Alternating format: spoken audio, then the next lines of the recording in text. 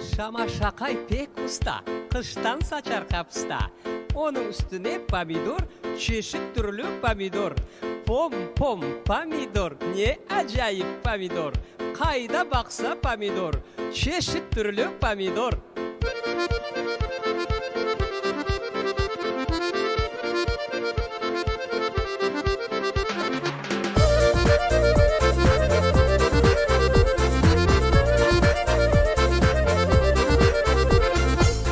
Saçtım olsun deyip cebim para dolsun deyip pomidor saçtım olsun deyip cebim para dolsun deyip pomidorlar olmadı cebim para dolmadı pomidorlar olmadı cebim para dolmadı pom pom pomidor kayda baksan pomidor pom pom pomidor ne acayip pomidor.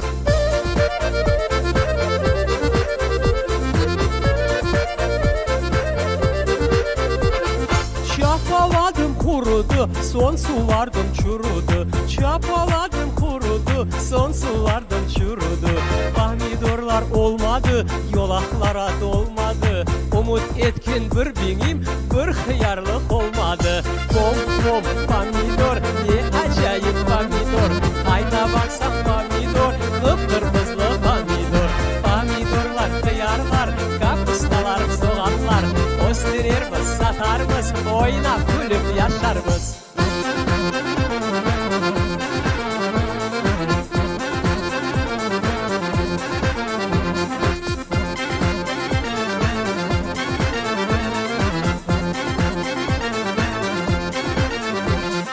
Şama şakay pek usta, kışta saçar kapusta. Şama şakay pek usta, kışta saçar kapusta. Yapraçığı bir şarşın, tamam cabar taz başın. Yapraçığı bir şarşın, tamam cabar taz başın. Pom pom pomidor, hayda baksan pomidor. Pom pom pomidor, hayda baksan pomidor. Yazda pişken malina, gerek bizge barınya. Yazda pişken malina, of, gerek bizge barınya.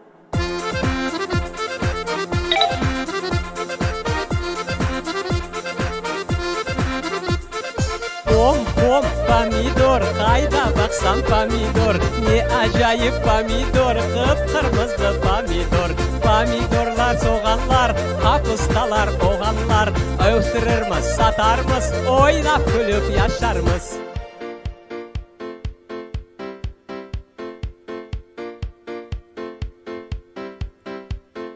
Pomidor saçtım olsun dep, cebim para dolsun dep. Pomidor saçtım olsun dep, cebim para dolsun dep. Pomidorlar olmadı, cebim para dolmadı.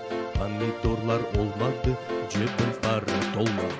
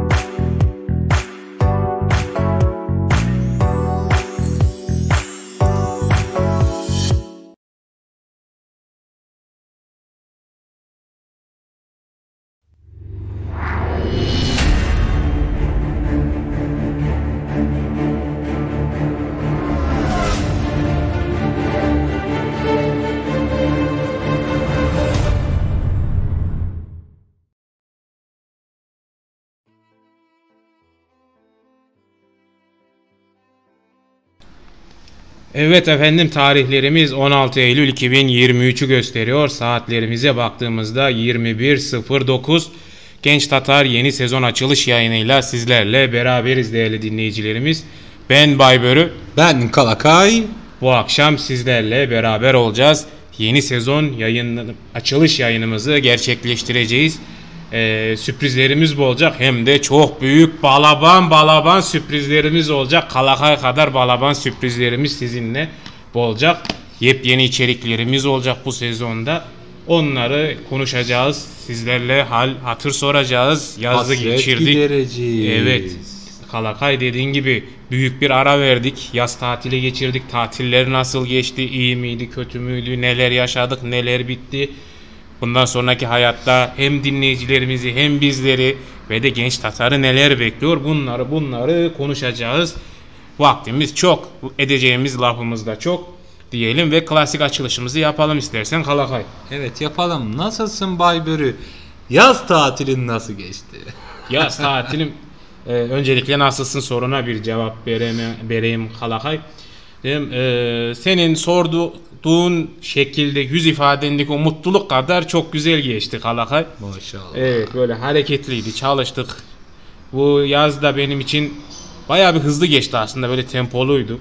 Farklı değişimler oldu, benim özel hayatımda da oldu Kalakay. Allah Allah. Yeni maceralara atıldık, başlayacağız 2-3 hafta sonra. Allah. Aynen öyle oldu. Tabi vakit daha yayınımız çok, yayında buradayız yani 1 saat 1,5 saat, belki bilemedim 3-4 saat falan dermişim. Yok.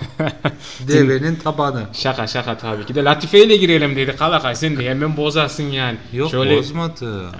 çünkü bak yeni sezon hazırlıklarımız bizim için çok heyecanlıydı. Onun heyecanını ben dinleyicilerimize aktarmak isteyeyim. Çok iyi yapıyorsun. Sen de şimdi yani senin kendi sürprizini aklına geliyor herhalde, moral bozarsın tabii. Yani bu belki senin sesini bir daha duyabileceğiz mi bilmeyeyim ben de, neyse fazla detay vermeyeyim. Sen kendin açıklamak istersin belki. Evet açıklarım. Evet, sen nasılsın? Kay Kalakaycığım. Bol kaydım. Oo, Kartal Kaya'dan mı kaydın? Benim adım Sinan Kaya Kartal Kaya. Yok, öyle değil. Apartmanın mermerleri hep ıslak oluyordu, oradan kaydım. Aman Kalakaya, sen bize lazımsın, fazla kayma. Bilmem lazım mı? Şöyle tıkırıp ketebilirsin tabi. Ya tıkılamam da tıkırırım, ne bacak yani. Tıkılamak o başka bir arkadaşımıza mahsus, pek bilemem ben. Lütfen rol çalmayalım Kalakaycığım, lütfen. Yok, gönderme yapıyoruz sadece. Börü Baybörücüğüm. Artık bilemeyim ben Kalakaycığım. Neyi? Boş ver ya.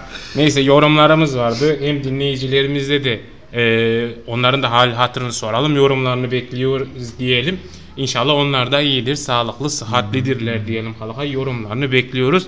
Gelen yorumları da bir sen oku bir ben okuyayım. Bir sen oku bir ben okuyayım, olur mu? Tabii, cevabım bittikten sonra olur.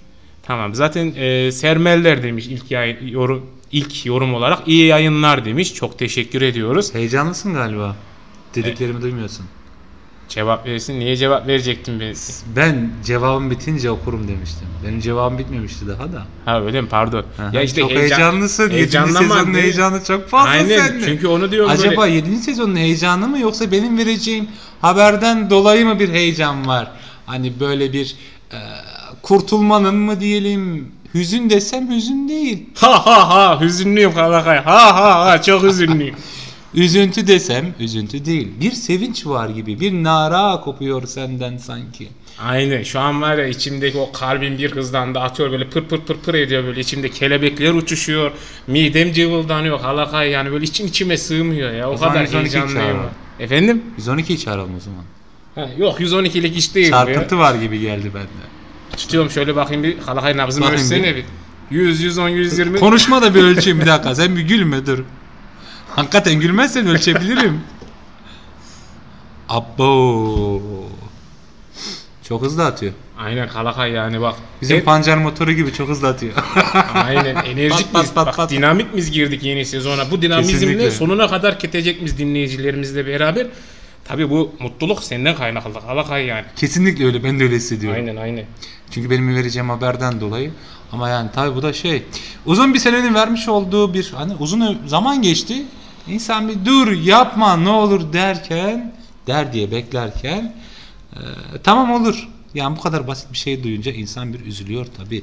Yani, neden böyle bilmiyorum. Neyse ki. Sen böyle deyince aklıma bir sahne replik geldi ama şu an burada söyleyemeyeceğim ama ipucu vermek istiyorum. Söyle. Kardeş payında motoru satıyorlardı. Bir tane para teklifi geliyordu. Hatırlıyor musun hala? Evet. Orada motor sat diyordu ya Sezai. Benim de sana karşı tepkim öyleydi. Peki öyle Hiç olsun. dur demedim yani. Direkt koy ver Öyle gitsin dedim yani. Öyle oldu. Sağ ol, ben de iyiyim. Yorgunum. Ha, sen ona cevap verecektin değil mi? Pardon, Evet. unuttum. Cevap vermeme imkan tanıyamadım. Ya bu şeye benziyor, böyle son zamanlarda gençlerimiz arasında popüler olan bir şey var. Birisine bir şey sorarsın ama cevabı almadan bir başkasıyla sohbet etmeye başlarsın. Aynı öyle ona döndü.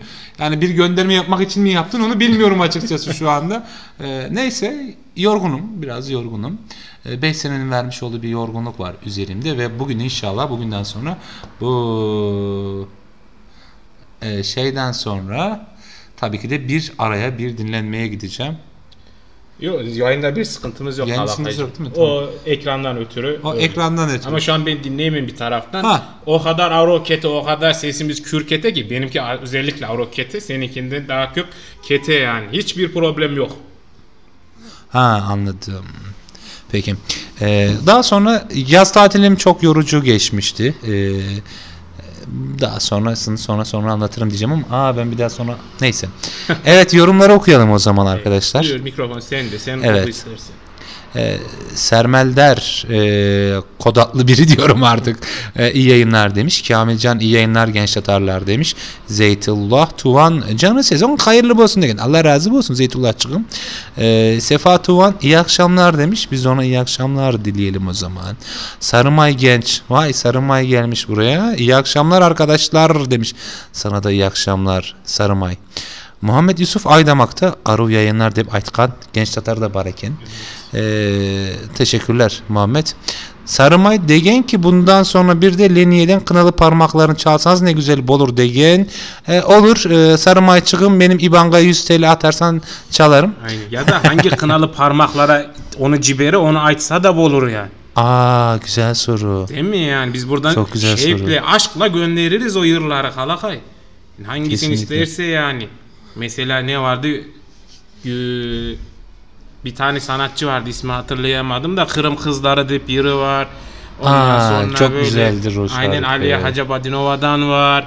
Reyana Tarkova'dan Mavi Boncuk, Sevdiğim deyip yırlarımız var. Hepsini ciberi veririz buradan. Tık tık tık yani kalakay. Ama yeter ki açsın ya. Evet. Ben de zaten kendisine şüpheleniyorum da. Neyse, yayında tüm dinleyicilerimizi duyurmuş oldu. Yani, bize tatlı getirse yeter ya. Kaç kilo? 3, 5, 7, 10 getirsin gönlünden ne kadar koparsa. Tamam. Sarımay Genç'ten sonra Şemsiye hocamız. Şemsiye Satı kimdi? Hemen bir dinleyicilerimizi tekrar hatırlatalım. Evet Kalakay, Şemsiye hocamız Türkiye'de Bursa'da yaşıyor. Kırım Tatar dili hocası kendisi. Ve Bursa Derneğimiz de vasıtasıyla online ders veriyor. Buradan ayrıca duyurmuş da olalım tekrardan. Kırım Tatarcamızı, ana dilimizini öğrenmek isteyen değerli dinleyicilerimiz, tabii bu herkese açık, sadece Kırım Tatarlar için değil, meraklı olan araştırmacılar olur ya da öğrenmek isteyenler olabilir. Herkese açık bir şekilde Şemsiye hocamızdan ana dilimizi Kırım Tatarca dersi alabilirler. Ki biz de bir ara deneyimlemiştik. Kendisi de çok güzel öğretiyor hocamız. Çok sağ olsun. Ağzına sağlık diyelim. Ve Bursa Derneğimizle iletişime geçebilir ya da Şemsiye hocamızla da ya da bizim aracılığımızla da bizden yönlendirebiliriz. Ders almak isteyenler için Şemsiye hocamızı öneriyoruz Kalakay. Kesinlikle öneriyoruz ve Şemsiye hocamız demiş ki yalnız sezon hayırlı olsun, ardı gür olsun, abonecileriniz çok olsun, sayısı hep artsın inşallah değil. İnşallah Şemsiye hocam, bu güzel dileklerinizden dolayı çok teşekkür ederiz. Çok sağ olun. Sarımay degen ki etme Kalakay tokta bu Baybörn'ü dinleme. Valla yüz yüzeyken hiç böyle demiyordun. Yani. Sarımaycığım. Yani. Evet, Nurseda Demirkaya 3 tane kızaran surat göndermiş. Yani ben emoji doğru mu okudum bilmiyorum ama 3 tane. Ya böyle mutlu, utangaç ama şey böyle hani güzel bir haber alırsın da böyle kızarırsın ya yanakların. Ya da şey olabilir böyle, ben bazen denk geliyorum hanım arkadaşlarda. Böyle laf iltifat ettiğin zaman böyle yanakları böyle kızarışırlar. Kızarır bak elmas gibi. Aynen. Aynı onun gibi. Tahmin ediyorum. Ben de öyle tahmin ediyorum. Mutlu, sevinçli bir haber almış gibi. İnşallah hep öyle olur. Evet, Sarımaycığım sonra demiş ki ula Bay Börüm yok bir kınalı parmak demiş. Yani hayır öyle bir şey yok demiş. Vallahi ben Kalakaycığım bak sen şahitsin. Ben sarımaycığım için, sarımay kademim için hazırladım. Evet, hazırladım. Hemen Leniye'yi aldım. Ardından sevgilim yırı var, yar saçları lüle lüle. Aliye Hacı Badinova'dan oğlan elini sallama. Hepsi sırasıyla hazır. Ben daha Sarımay. ne yapayım Kalakay ya? Sevenleri kavuşturuyorum ben burada. Sarımaycığım senin için çok güzel bir liste hazırladım. Sarımaycığım diyor ki sen etme bari Kalakay demiş. Bilemiyorum. Ben burada tabii ki de ortama uyarım. Bir de yüz yüzeyini karıştırmayak şimdi deme degen. Tabii yüz yüzeyini karıştırmayak Aysa ondayım olsun. Evet, sağ ol Allah razı olsun Hani bir Sarımaycığım. tane dinleyicilerimiz için bu kadar heyecana geldim. Bir de Evet. ben göndereyim. Ne Çok göndereceğiz? sevdiğim bir yır Kalakay. Hangisi? DJ Bebek ve den Kelin yırı var. Böyle düğün toy yırı. Ona da ben kendim armağan etmek istiyorum Kalakay. Diğerleri sarma için feda olsun da buna da ben kendim armağan edeyim. Tamam olsun. Sen nasıl istiyorsan öyle olsun yani. Evet o zaman şimdi 7. sezona gür sesle giriyorsun. Ben biraz daha yavaş böyle daha sessiz bir sesle giriyorum. Aynen. Neden acaba? Neden acaba? Acaba. O zaman Şok diye böyle gireceğiz birden yeni son dakika Genç Tatar'dan son dakika haberi Kalakay. O zaman Leniye'ye girelim. Girelim. Kınalı parmak diyelim. Şimdi Sarımaycığımız da Benim- hazır buradayken şey yapmış oluruz. Jenerik hazırlayın. Jenerik hazırlıyor şimdi Börü Börü Bay Börü. Evet efendim böyle yorumlarınızı yazabilirsiniz. Bizimle sohbet edebilirsiniz. Çünkü uzun bir zaman oldu sizinle konuşmayalı. Hatta şöyle ki sanırım sezon kapanışı dışında ben geçen sezon da çok fazla konuşmamıştım. Evet, Ocak ayından beri ben herhalde doğru düzgün yayında da olmuyorum. Format değiştirmiştik. Onu bahsedeceğiz. Ki bir taraftan Evet, şimdi evet. Kalakay itiraf etmek istemem. Neyi? İçim bir taraf kan ağlıyor da neyse de. Yalan. Tabii ben de seninle böyle sohbet etmeyi özlemişim. Vallahi şimdi. ben de Şimdi özlemişim. Arovaysa'da bu olsa şöyle üçümüz ne sohbet ederiz. Of hep afyon düşünüyorum. kaymağı gibi olurdu. Vallahi afyon kaymağı. Bir taraftan Urfa Biberi de giderdi. Urfa aynen. acısı mıydı? Böyle doğudan yani Antep'ten böyle Evet, Urfa, Adana, evet, Maraş hep giderdik. Sonra öbür tarafa da giderdik. Ege böyle Karadeniz, İzmir Giderdik. falan dolanıp gelirdik ya Türkiye turu yapardık. Olurdu ya. Ben bir Manisa, Balıkesir, Soma, Bursa, İstanbul turu yapacağım zaten. Bu arada denk geliriz belki olmaz mı? Olur. Yolda kesişirsek görüşürüz. İnşallah inşallah. O zaman geçiyor muyuz şeye? Evet. Kalakay. Evet değerli dinleyicilerimiz sohbetimize kısa bir ara vereceğiz. Tabii bizimle kalın. İstek yırımız vardı Sarımaycığımızdan. Gelen Leniye İzmailova'dan Kınalı'da parmakların yırı sizlerle olacak. Ardından tekrar kaldığımız yerden devam edeceğiz efendim. İyi dinlemeler, bizimle kalın.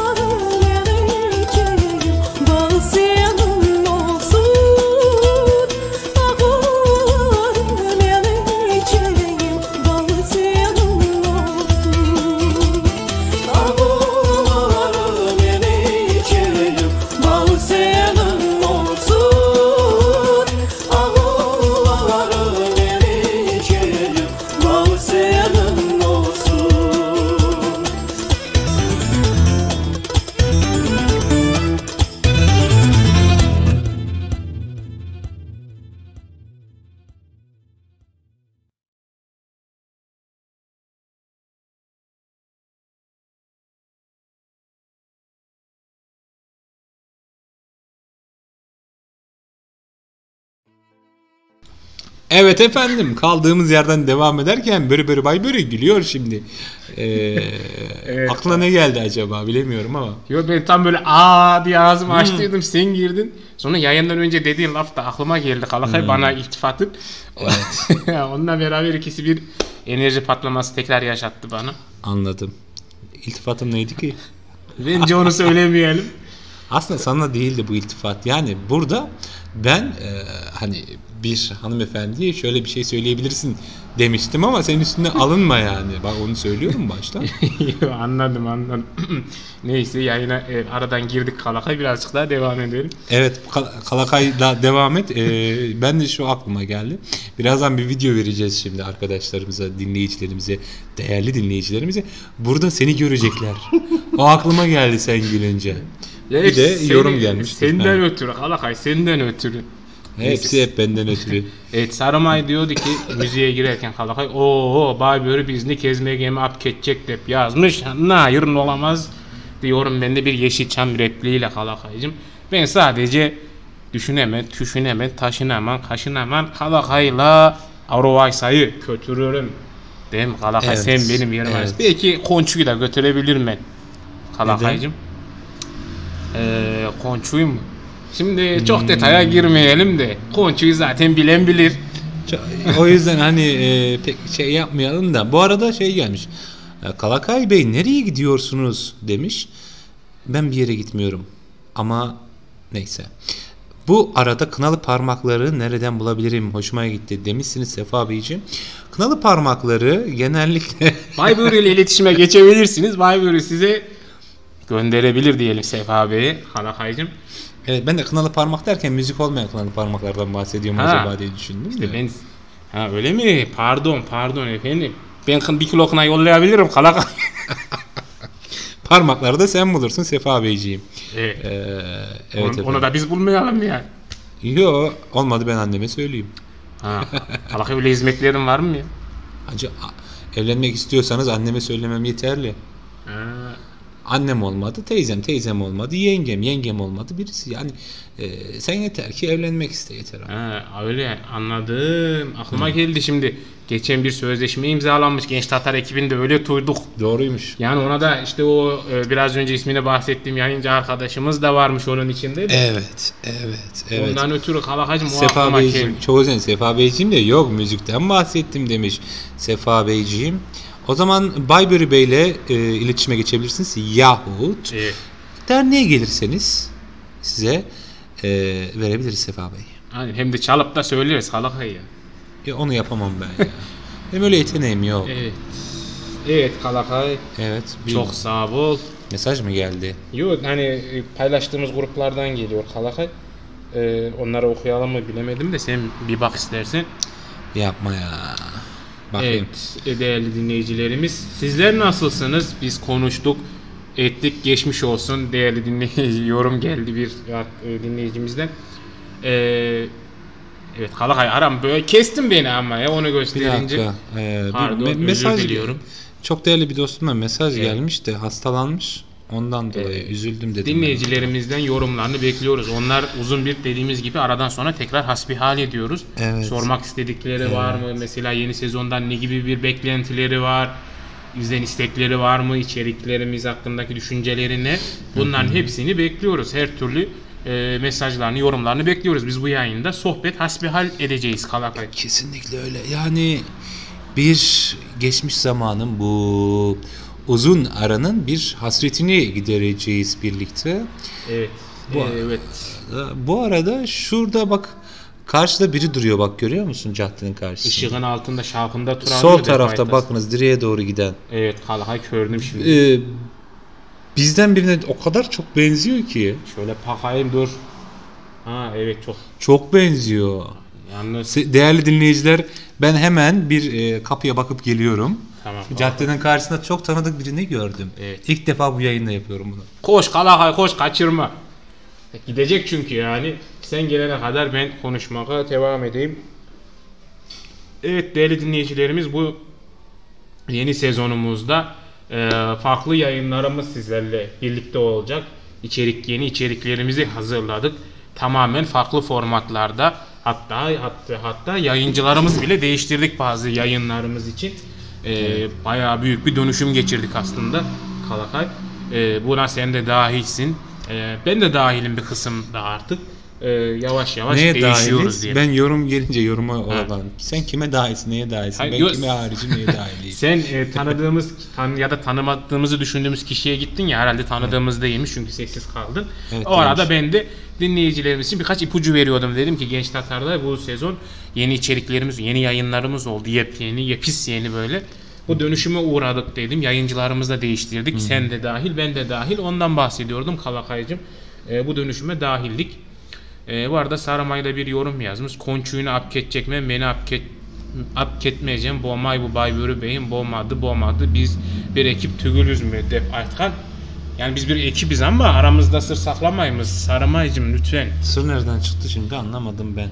Sarımay'cığım yok diyor ya Kalakay. Neye belki yok diyor? vardır. O kendi bilir bence de tüşün hemen.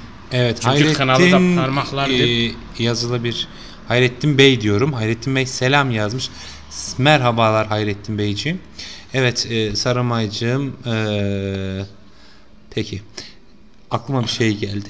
Buyur Kalakay. Sanki yapsak mı ki? Yapalım. Genç Tatar Öşek. Genç Tatar. Patlarız vallahi. Ratinglerimiz tavan yapar Kalakay. Hemen yapalım bunu.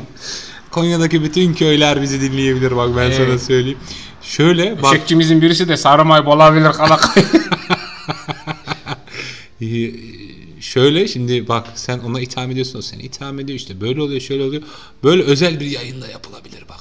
Bence Genç Tatar'dan Öşekler falan Aynen. şeklinde. Ben bunu düşüneyim ya. Aynen yapalım. Genç Tatar Öşek mi? Zeytullah Tuvan. Evet, Genç Tatar Öşek programı. Orada da işte özümüzge aytarımız. Ondan sonra işim olmaz benim öşekmen degen sarım. Hadi oradan. Neydi dur Kalakay? Necmettin Erbakan mıydı? Hadi oradan diye. Evet. Hadi oradan diyor. Aynı Sarımaya buradan hadi oradan dep atmak isteyim. Zeytullah Tuvan da hemen merakman bekleyeyim ben degen. Yani dinleyicimiz de geldi bak Kalakay köresin mi? Öşeği sevenler çok köpmüş aramızda. Öşekçileri de köpeki. Yeni bir dernek kuralım. Öşekçiler Derneği gidip kurayık. Aynen. Evet efendim, 7. sezona böyle bir garip bir şekilde başladık.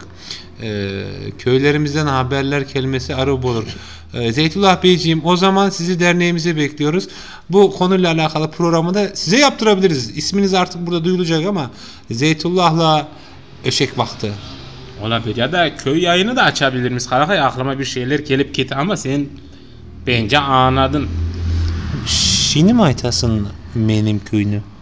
Evet. Etmegenler utansın. Utansın. Neyse. Evet efendim.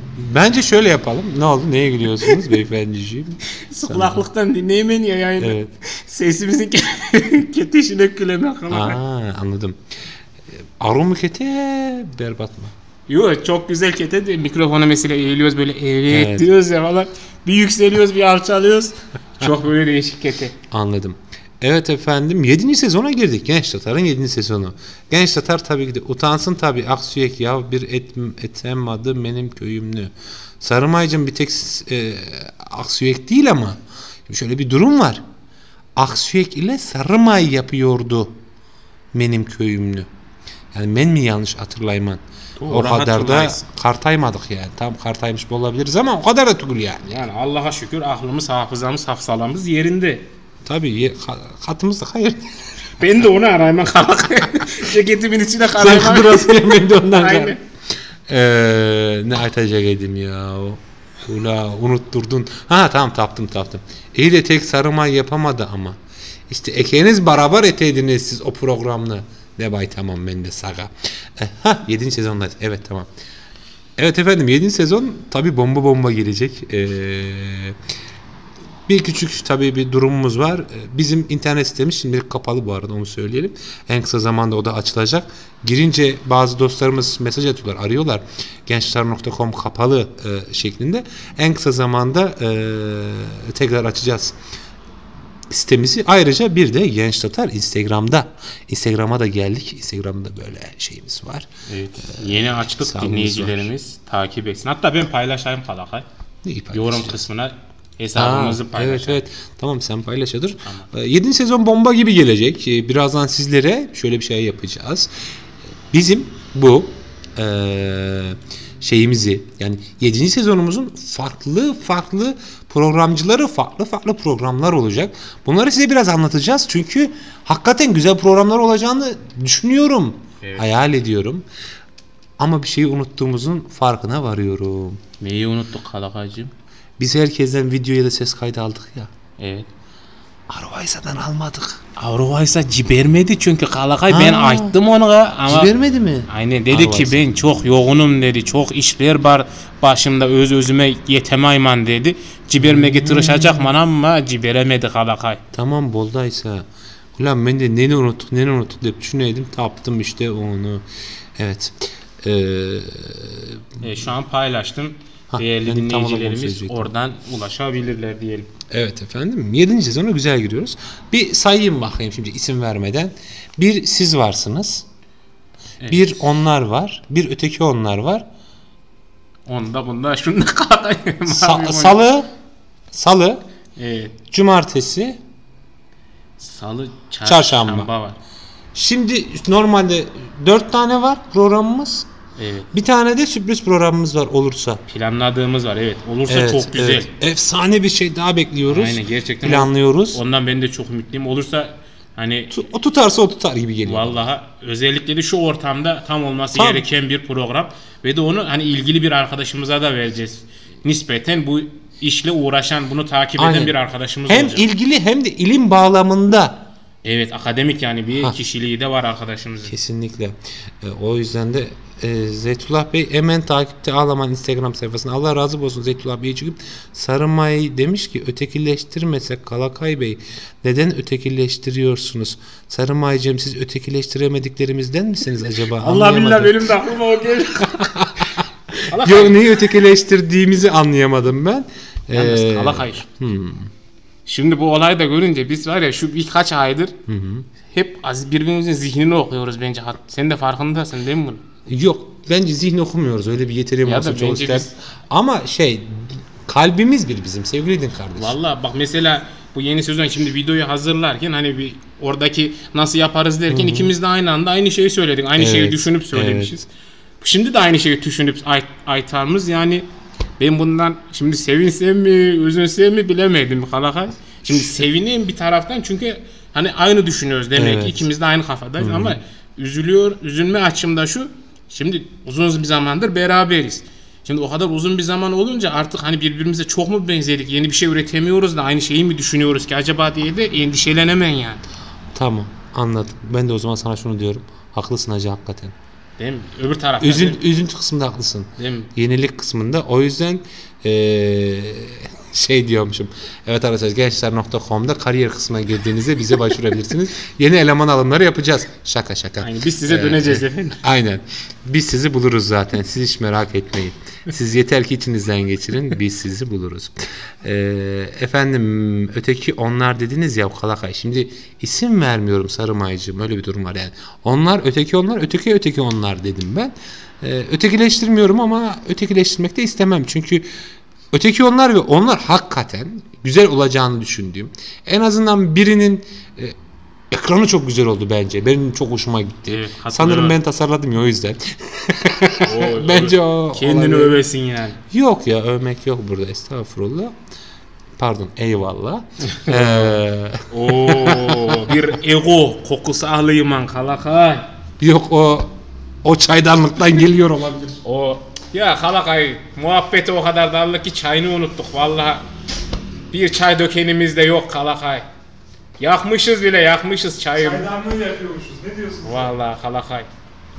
İşte Kalakay 3. kişiye çok mutluyuz. Bize bir çay dökecek arkadaş lazım. Buradan kariyer kapısına tekrar başvurmanızı rica ederiz diyelim efendim. Evet Kalakay istersen yavaş yavaş tanıtım videomuza doğru geçelim. Şöyle bayağı da bir vakit doldurduk. 40 dakika oldu neredeyse konuşalım. Fazladan... Dur. Keldim. Fazla da merakta bırakmayalım dinleyicilerimizi bir düşünemedim. Ya cacaksınız er yerini. Valla cagarmız er yerini. Tartılınız aldığımızdan dep aytamız herkesge. Biz ketecekmiz bu yolda. Yıldırmacak hiçbir cinabet bizne. Cinabet. Kart nenemler aklıma geldi. Ondan dolayı açtım bu lafını. Evet. Yeni şey diyecektim ben sana. Bak şimdi onu dedin ya, o yüzden. Bizim bir bütün videomuz vardı ya. İşte 5, 6, 7 kaç yayıncımız vardı hatırlamıyorum şimdi. O kadar çok ki maşallah, Allah daha çok bereket versin. Amin. Bütününü verelim, parça parça verelim. Ben diyorum ki sana parça parça verelim. Parça var mı bunda? Var tabii. Hayda var. Ula kara bak. Tanıtım videoları de bir yaza. Öteki taraf yukarıda. Kara. Taptın mı? Hatta ilk başta da beni koygasın. Oo. Tabii. Kalakaycım çok sağ ol. Ama aslan başlap üstü ketik ki as solis mantığı bozsun. Doğru aytasın Kalakaycım. Yani hem şimdi ben şunları da ayarlayayım ama tam ekran formatına getirmeye. Hepsi tam ekran. Yo, ikisi tügülüydü Kalakaycım. Onları evet. Tügül yani. Tamam. Düzenleme yapmıştım ben. Tamam. Kalakay, o zaman hazırlayayım. Hazırladın mı? Hı. O zaman ilk yeni programımızdan başlayalım. Tamam. Programcımız eski, programımız canı. Evet. Evet efendim, önce biz dinleyelim, sonra size anlatıverelim. Hazır mısınız? Veriyor muyuz? Evet. Hazır mıyız? Aslında var ya, bir şey söyleyeyim mi? Söyle. Demin paylaşacağımız videonun giriş jeneriği de vardı. Jenerik değil, sesi vardı, biliyor musun? Öyle mi? Aynen. Bilmiyorum mi? Sen hazırladın. Şimdi senin emeğin Kalakay. O arkadaşla birlikte hazırladı. Neyse, boş ver. O da yayına özel olsun, o arkadaşımızın yayını. Sürpriz olsun diye. Sürpriz. Evet, o zaman ilk tanıtacağımız video geliyor ve sizlerle yayıncımız konuşma yapıyor.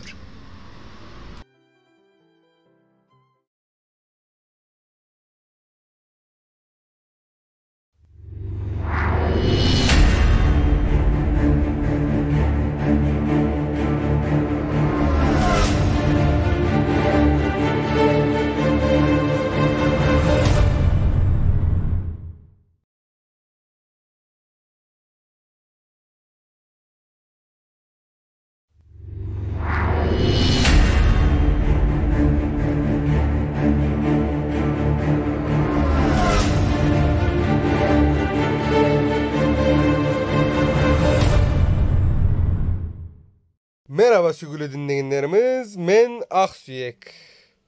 Genç Tatar'ın sürprizler mende olacağını sezonunda sizlerle beraber bolacakman.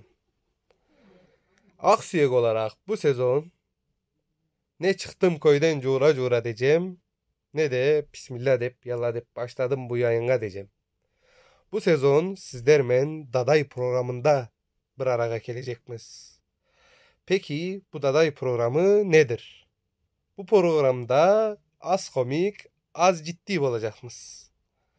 Detaylar Genç Tatar adresinde.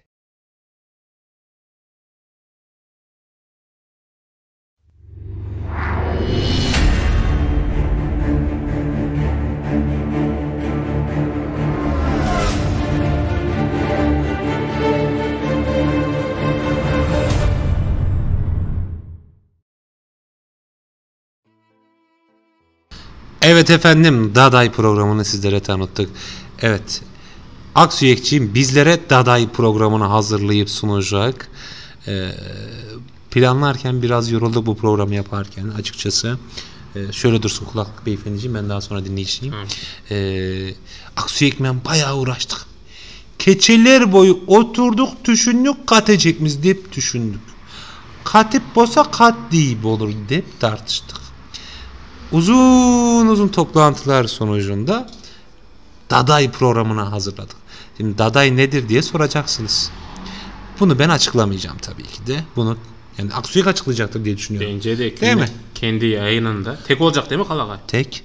Oo bak daha bayağı da cesaretli bir iş bence. Bence de. Çünkü Genç Tatar yayınlarında şu ana kadar haber saatini saymazsak hiçbir zaman tek bir şey olmadı. Olmadı. Bir de müzik yayınlarımız var tek. Yani, orada da hani bir konu doğrusunu işlenmemiş. Aynen. zaten. Hani onlar öyle şey dinleme böyle rahatlama yayını Aynen, gibi yani. aynen. Ama bu ciddi anlamda bir yayın olacak. Kesinlikle ve güzel bir yayın olacağını düşünüyoruz. Ya en azından bizim planladığımız yok, kurguladığımız program o şekilde.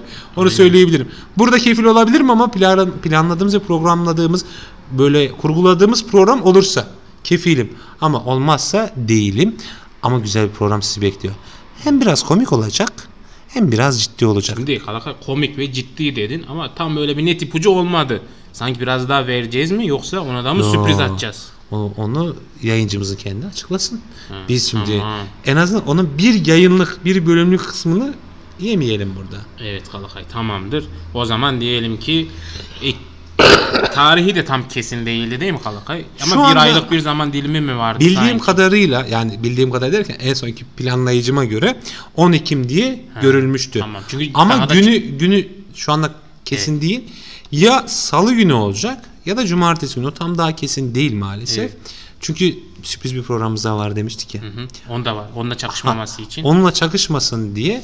O yüzden tam kesinleştiremedik. Hem de iki programcımız hangisinin daha rahat, günü hangisinin daha rahat olacak, o günlerin rahatlığını da ayarlayacağız. Çünkü sonuçta bu iş bir gönüllülük esasına dayalı bir iş. Aynen öyle. Ama Daday hakikaten güzel gelecek. Az komik, az ciddi bir program olacak. Evet inşallah. Şimdi sen bana yayından önce ekranını da gösterdin. Evet. Yani beni de çok hoşuma gitti Kalakay. Yani tam bir böyle radyo yayınını o ekranda ilk bakışta görebilirsiniz de düşünemem ben değerli izleyicilerimiz için. O yüzden biraz daha böyle bir tık daha sabretsinler. Evet. Son rötuşları yapıyoruz. Ekim'de inşallah başlayacağız. Diğer sürprizimiz de Ekim ayında değil mi Kalakay? Evet. Şu anda bir tek Genç Tatar'ın ana yayını olarak kabul ettiğimiz Genç Tatar 130. yayın mı olacaktı? 139 Kalakay klasik yayınımız. 139 yaptık mı? Yapacağız mı? Yapacağız. 139'da başlayacağız. Devam edeceğiz 7. sezon değil mi? Aynen öyle. Biz bir tek 139. yayınla birlikte Gençler ana yayını başlayacak. Evet. Yeni sezona Eylül'de. resmi açılışı yapacağız. Aynen öyle olacak. Dinleyiciler nereye gidiyorsunuz? Kaçmayın, gelin daha çok şey var. Evet. Ben size daha Baybörü'nün videosunu göstereceğim. Yani Baybörü'yü göreceğiz. Hatırlatma Kalakay. Yaptık bir şey ama Baybörü'yü göreceksiniz birazdan. bence tam göremeyecekler de ipucu Olsun. olacak. Baybörü birazdan ekranlara çıkacak, benden size söylemesi. Evet, Daday en yakında, en kısa zamanda sizinle hem komik olacağız hem ciddi olacağız. Güzel bu şeyler anlatacak diye planladık. Olur mu? Olur. Sizi bekleyeceğiz Daday'a. Aksiyekçim güzel çalışacağını düşünüyorum. Çünkü o gün planladıktan sonra evet yapabiliriz demişti. Bu yüzden de güzel şeyler olacak hissediyorum. Şimdi ekrana bir kişi geldi diyeyim ben Kalakay. Nereye? Aksiyek Tügül dinleyicilerimiz onu düşünmesin. Evet. Evet çünkü şimdi izlerken de Kalakay kendimizi de övdük yani dedik ki bu fikrimiz çok güzelmiştir. Evet. Onu ben hemen açıklayayım istersen çünkü onu açıklama Lütfen, ihtiyacını hissettim. Çünkü diğer tanıtım videolarına verince tekrar karşılaşacak dinleyicilerimiz ve ayrıca gerçek kişilerle hani beni de görecekler dedim. Evet. Onu bir şey açıklayayım söyleyeceğim. buyur. Bu arada bu video tanıtımlarının hani program tanıtımlarını yapıyoruz ama bu hani Astrolojisel en son çıkar. İlk yayınladığımız en alttaki ilk amatör sanatçı şeklinde düşünülmesin. Bunun altını çizeyim ben. Sadece ilk gördüğüm ve ilk duyurmak istediğim bir yayındı. Çünkü tek başına yapılacak cesaret isteyen bir yayın. O yüzden onu duyurmak istedik. Bir de kalabalık da insanlarımız var, dinleyicilerimiz. Evet. O yüzden bir şey rica edebilir miyim? Buyur. Biz ne yapacağız şimdi? Bana Yani- bir telefon gelmiş de ona bakmam gerekiyor benim Tabii yayında. sen bak istersen, Dinleyicilerimize ben- çok özür dilerim. Hani ben konuşurum Kalakay. Tamam, ben hemen geliyorum. Tamam Kalakay. Sen içeri git. Evet değerli dinleyicilerimiz Aksiyek Daday programını tanıtırken bir nasıl diyelim kişimi diyelim tiplemeyle tanıttı kendini. O gerçek Aksiyek değil değerli dinleyicilerimiz. Öyle zannetmeyin. Şimdi bizim formatımızı biliyorsunuz. 139 yayın oldu. Aksiyek ve Sarımay 50. yayına geldi. Haber saatlerimiz var. Bu zamana kadar hiçbir şekilde yüzümüzü göstermedik. Biz size yayıncılar olarak mahlas kullanıp hatta gerçek isimlerimizden de bahsetmedik. Mahlasla sizlerle beraber olduk. Çünkü bu Genç Tatar platformu hani bizim şahsımıza ait bir şey değil. Tüm Kırım Tatar gençlerini özellikle adımız da Genç Tatar. Tüm Kırım Tatar gençlerine, Kırım Tatarlarına ait burada herkes katılabilir, yayın yapabilir. Bundan dolayı şahsımıza mal olmaması için ismimizi kullanmıyoruz. Mahlasla kullanıyoruz. Gerçek görüntümüzü de kullanmadığımızdan dolayı Aksüyek yayınını nasıl tanısın dedik. Bu yeni sezonda açılış yayınında yine bir format deneyelim. Daha böyle güzel bir giriş yapalım dedik. Snapchat uygulaması var. Tüm herkes bilir. Orada böyle Bitmoji olarak adlandırılıyor. Bu şekilde herkes kendi karakterini oluşturup böyle bir tipleme yapıyor. Onu kullanarak tanıttık. Değerli dinleyicilerimiz için de böyle bir yeni format içerik olur. Göze hitap eden bir güzellik olur diye düşündük. Ondan dolayı böyle yaptık. Ama bu sezonda yeni 3 tane yayın 4 tane yayıncımız kendi ismiyle çıkacak. Onlar yeni katıldı aramıza. Röportajcı olarak, yayıncı olarak, Moderatör olarak. Evet, moderatör olarak. Onlar kendi gerçek isimleriyle ve görüntüleriyle sizlerle olacak. Diğerlerimiz, hepimiz aynı bu Snapchat Bitmoji formatında karşınızda olacağız. Daha doğrusu aslında sadece yayın tanıtım için yaptık ve daha sonrası süreçte yine bizi sadece ses olarak duyacaksınız, göremeyeceksiniz. Beni de böyle yarım yamalak Seni de görecekler ama nasıl bilmiyorum. Aynen. Evet, merakla da bekliyorum. Tamamdır. Açıkçası. Sen gelene kadar ben hem bahsettim hem de diğer yeni sürpriz diğer programımıza mı yayınımızdan hazırladım Talakay. İstersen ona girelim mi? Evet. Azıcık daha sohbet edelim. Tamam. Girelim. Evet değerli dinleyicilerimiz, Daday programımızdan sonra yeni sezondaki ikinci sürprizimiz, Ekim ayında bahsettiğimiz yeni bir yayınımız daha olacak.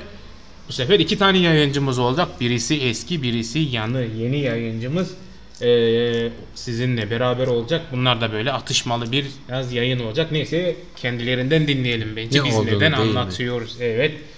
Evet değerli dinleyicilerimiz, Şamatalı Caşlar yayın tanıtımı sizlerle.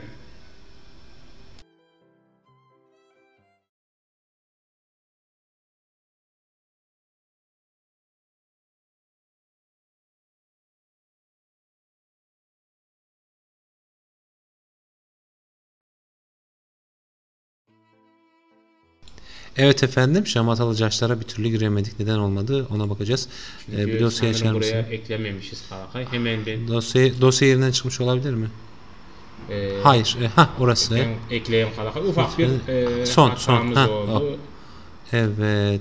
Şimdi benim hatam aç olduğum o sırada yapmıştım. Yemek yememiştim daha. Neyse nazarlık olsun deyip Aytam. Kesinlikle. Evet efendim. Güneş gözlüklerini takınız, yakışıklığım gözünüzün retinasını yakmasın demiş. Sen güneş misin ki göz retinasını yakacaksın? Sarımay dedi biri kulağıma. Artık kim olduğunu sen anla. Evet efendim, Şamatalı Caşlar'ın tanıtım videosu sizlerle.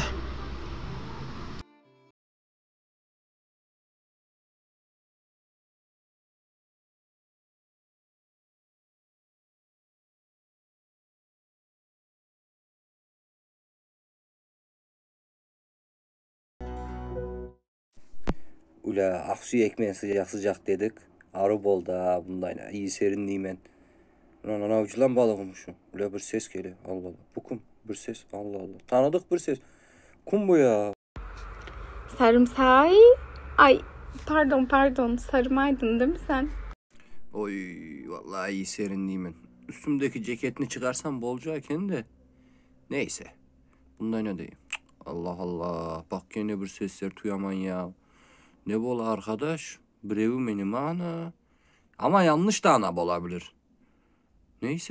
Neyse canım, ben keyfime karama devam edeyim. Havuzda ceketle oturup keyif yapman ayrı bir detay fakat artık icraat vakti Sarımay. Ya bu konçuy mu? Konçuy? Senin ne işi var bunda? Ya bir taşla ya, bir tatilge geldim ya. Birazcık oturamız, birazcık gezemiz, birazcık çatamız. Ne boldu kene? Bence daha çok uçuyor gibisin Sarımay.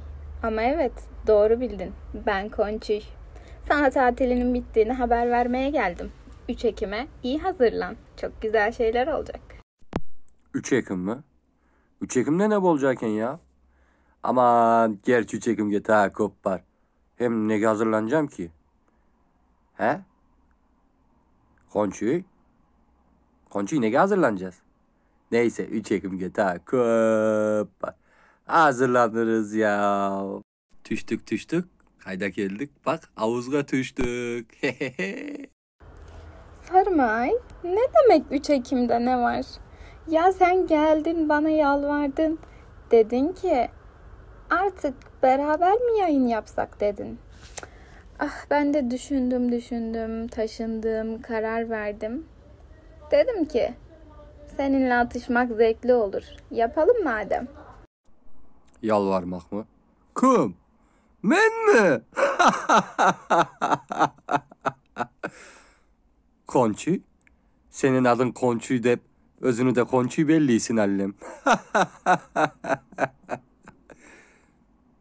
Men ki Sarımay.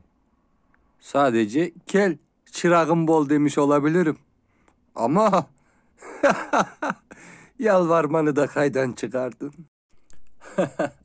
Ula Konçuy. Kel dedik çırağımız bol. Sen ne ayarladın 3 Ekim'e? Kim bilir özüne ne planlar kurgansındır. Bir anlat da biz de biliyik 3 Ekim'de neş göreceğimiz. Belki çırağım bolmanı kabul edebilirim anlatacaklarına göre. Sanki Sarımay. Özümüz Konçuy olduğu için adımız Konçuy. Bunu unutma. Ve artık otoriteyi ele alma vakti geldi. Genç Tatar, şamatalı caşlar ile Konçuy ve Sarımay yayın hayatına mükemmel bir giriş yapıyor. 3 Ekim'de hepinizi bekliyoruz.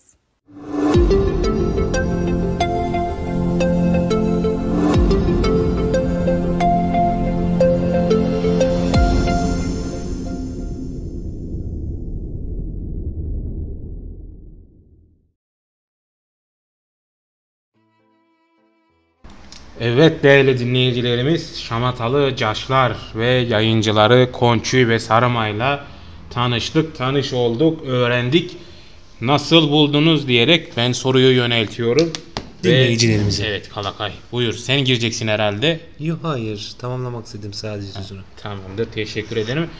Yani çay içinde teşekkür et, hemen ağzında candı böyle içimizin enerjisinin o kalp atışımızın sıcaklığının, içimizdeki yangının sıcaklığı çaya vurmuş Kalakay. Öyle bir sıcak çay var. Yani o kadar çayımızda bir tavşan kanı bolgan var ya, anlatamam Kalakay'cım. Ellerine sağlık.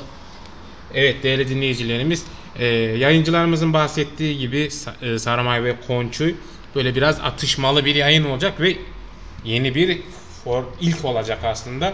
İlk kez bir yayınımızda bir kadın bir erkek yayıncımız olacak. Bundan önceki yayınlarımızda böyle bir formatımız yoktu. Atışmalı şeklinde bir eğlenceli yayın olacak. Sizleri bekleyecek diyelim format içeriğinde. Kısaca bu şekilde gene fazla bir detay vermeyelim. Çünkü onların anlattığı şekilde de detayı ben tamamladım Kalakay. 3 Ekim'den bahsetti yayıncılarımız. 3 Ekim'e hazırlanıyorlar. Evet, 3 Ekim'i bekleyin diyelim. Şamatalı gençler tam tarih 3 Ekim. Eğer ölen ya da böyle hastalanan, ayağını sakatlayan olmazsa Allah korusun. 3 Ekim'de. Şamatalı Caşlar 3 Ekim'de. Evet. Saat 9'da. Nerede? YouTube'da. Nerede? YouTube Genç Tatar'da. Evet, Tatar Genç Tatar'da diyelim. Radyo mantığını yapalım Kalakay. Evet. 8. Evet. Aynen öyle. Bir saati devirmişiz. Maşallah ne güzel 22.00 oldu ama daha bitmedi tanıtacaklarımız yani. Daha bir de tanıtamayacağımız da var. Aruvaysa var yani. Şimdi 2 programımızı tanıttık. Aruvaysa'yı tanıtamayacağız ama hemen altı çizelim. En kısa zamanda yakında Gençler Haber Saati yeniden 7. sezonuna başlayacak efendim. Evet. Bomba gibi gelecek. Normalde Eylül sonu diye konuşulmuştu. Ekim başı da olabilir. Onunki de. Yanlış hatırlamıyorsam. Aynen. Çünkü o işte şehir değişikliği falan olmuştu Aruvaysacığımın. Öyle bir durum var. Evet. Şamatalı Caşlar 3 Ekim 2023 Salı günü saat 21'de burada. Kaçırmayın diye tavsiye ediyorum. Evet Kalakay, ben de sana katılıyorum. hızlı bir şekilde gidiyoruz. Yeni Maşallah. içeriklerimiz inşallah dinleyicilerimizi de heyecanlandırmıştır. İnşallah. İnşallah onların içinde böyle bir güzel olmuştur diye düşünüyorum. Biz öyle ümit ediyoruz. Tabii yayın başlayınca içeriklerimiz ortaya çıkınca daha da net olacak ama tanıtmış olduk diyelim. Biz heyecanlandık. Umarım siz de hoşunuza gitmiştir. Efendim. Evet efendim, şimdi bir de şeyimiz var. Genç Tatar'ın ana yayınlarına geçelim. Ana yayına geçelim. Geçelim. Bununla ilgili bilgi vereyim mi yoksa gerek var mı? Şöyle, yok mu? arkadaşlarımız kendilerini anlatsınlar. Sonra sen ufak bir şey söylersin. Tamam. Sonra diğer arkadaşımıza geçeriz. Diğer arkadaşımıza geçeriz. Öyle de biter. Çünkü seni görmelerini istiyorum dinleyicilerimizin. Kalakay neden istiyorsun acaba diye ben de bir sana sorayım. Bilmem. Neden acaba? Seni Yani. görsünler istiyorum belki de. Öyle mi? Evet öyle. Neyse kendimi ben sona sakladım. Tamam, sen seni sona sakla. Ben de seni görmek için heyecanla bekliyorum. Evet efendim, şimdi Genç Tatar'ın bir yayıncısını sizlere tanıtacağız. Hazırsanız buyurun birlikte izleyelim. Merhabalar, ben Muhammed Taha Bayraktar. Genç Tatar'ın 7. sezonunda tarih programlarıyla sizlerle birlikte olacağım. Alanında uzman hocalarımızla gerçekleştireceğimiz Kırım Tatar tarihinin önemli kişileri, önemli anları ve önemli olaylarını sizlerle birlikte konuşacağız. İsmail Bey Gasparalı'nın başlattığı Kırım Tatar basın hayatının günümüzdeki temsilcisi olan Genç Tatar'ın yeni sezonu başlamak üzere. Hepinizi bekliyoruz.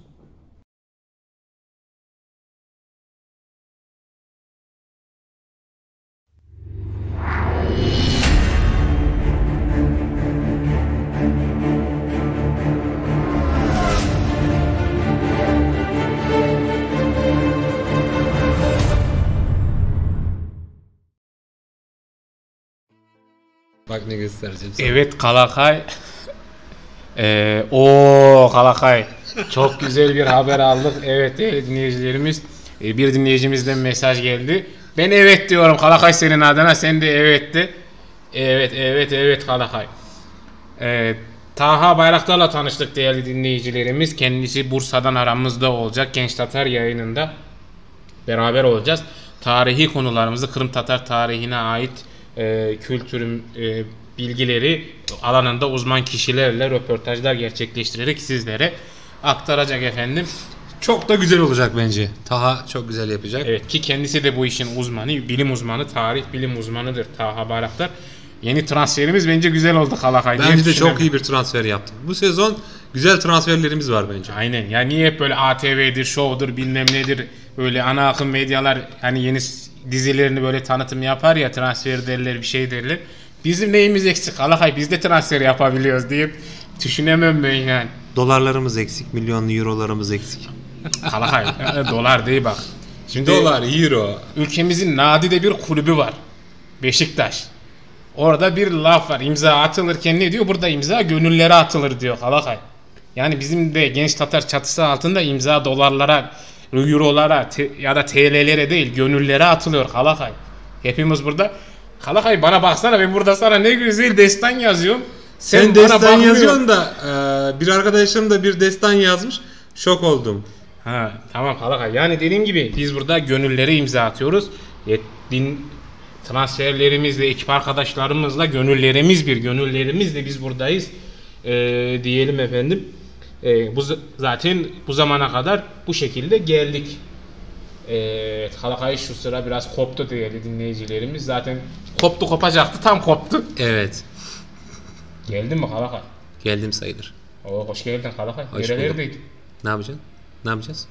Ne yapıyoruz? Kalakay sen de yani. Yeni 2 transferimizden bahsedelim. Evet, ben de onu hazırlıyorum. 2 güzel nadide bir hanımefendi transferimiz var arkadaşlar. Dinleyicilerimiz. Evet. Şimdi onların tanıtım videosunu mu vereceğiz hocam? Aynen Kalakay. Tamam.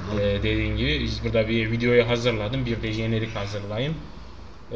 İstersen hemen girebiliriz. Lütfen girelim. Tamamdır. Evet değerli dinleyicilerimiz, Genç Tatar yayınımız Taha Bayraktar'dan sonra yeni 2 transferimiz sizlerle olacak şimdi. Onlar kendilerini tanıtacak. Ne yapacaklarından söz edecekler. Lafı daha da uzatmayalım. yayıncılarımız sizlerle efendim. Buyurun tanış olalım.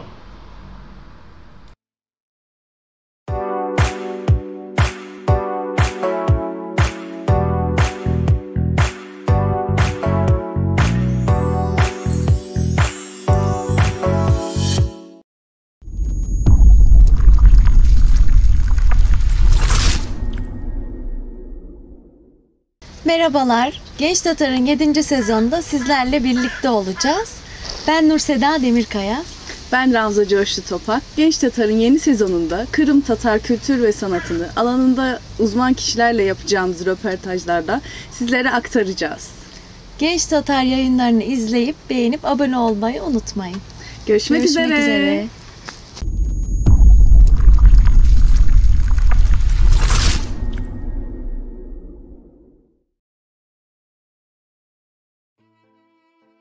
Evet değerli dinleyicilerimiz, yeni yayıncılarımız arasında yer alan Nurseda Demirkaya ve Ravza Coşlu Topak'la tanıştık. Onları da tanımış olduk. Ne yapacaklarını bahsettiler.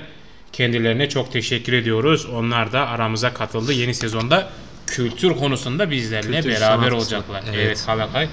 O zaman Ravza'ya ve Nurseda'ya ve Taha'ya aramıza hoş geldin diyelim. Evet, sevgi ve saygılarımızı iletelim. Emeklerini şimdiden teşekkür ediyoruz. Sevgilerle. Güzel bir yayın sezonu geçirmelerini de ayrıca diliyorum. İnanıyorum ki güzel olacak. Çok güzel transferler yaptığımızı da biliyorum zaten. O yüzden arkadaşlarımız hakikaten güzel iş yapacaklar. Evet Falakay. Dediğin gibi kültür mesela sahne dekorumuz da özene bözene hazırlanmıştık. Evet. Bence çok güzel. Evet. Arı bolgan tam bir kültürünü yansıtar. Tarak tamgalı gök bayrağımız. Sesimiz, çiçeklerimiz, biberlerimiz. Yakında biz Menemen'e doğru ketecektik ama size zaten sürekli güzel. Yaptığım bir yemek değil mi? Aynen. Ama sahne dekorumuz çok güzeldi ki sahnemiz de çok güzeldi zaten yayıncılarımız da. Çok da güzel konuştular, tanıttılar kendilerini. Çok teşekkür ederiz. Gerçekten 3 transferimiz, 4 transferimiz. Oo, halakaya. Taha. Nurseda Demirkaya, Nurseda, Ravza ve şimdi gireceğiz. Kim gireceğiz? Dur. Şamatalı Caşlar'dan da Konçu'yu var yeni transferimiz. Aynen var. 4 oldu. Bir de şimdi gireceğimiz bir arkadaşımıza. Bu sezon biz 5 transfer yapmışız. Bazı kesin olan ama bu. Bir de 6'da olma ihtimali 6'da olma ihtimali var demin bahsettiğimiz şey. Biz bu sezon bazı kulüplerden daha iyi çalışmışız. Bak onu söyleyeyim ben sana. Özellikle Konyaspor'dan önce. Forvet yok takımda bu sene de bu hafta da yenildi zaten. 1-0'dan maç verdi. Bizim de full maşallah ofansif oyuncularımız var ha. Aynen. Transferlerimiz harika gerçekten. Evet efendim, o zaman şimdi Baybur'u görelim mi? Hazır mısınız efendim? Evet. Ben hazır değilim. Ben hazırım. Evet efendim, şimdi hazırsanız eğer sizlere Baybur'u ve ismini vereyim mi, kendimi tanısın? Bence tanıtayım ben. Tanıtayım. Fikir seninle çıktı. Seni tanıtmayınca Halakay. Ben tanıtayım. Önce gelenler var. Planlarınız güzel maşallah, işleriniz ondan kelsin. Sabırsızlıkla bekleyimiz degen Şemsiye hocamız. Çok sağ olun hocam. Çok sağ olun hocam. İnşallah planladığımız gibi güzel olur. İnşallah güzel bir 7. sezon geçiririz diye ümit ediyoruz. Ve Zeytlot Tuvan demiş ki bu kadro kupanı alır.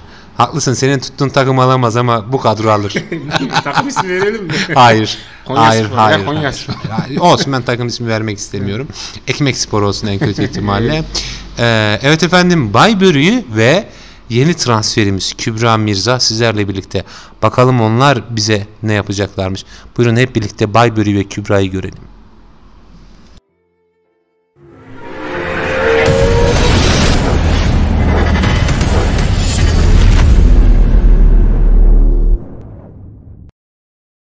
Merhabalar arkadaşlar. Genç Tatar'ın 7. sezonunda sizlerle birlikte olacağız.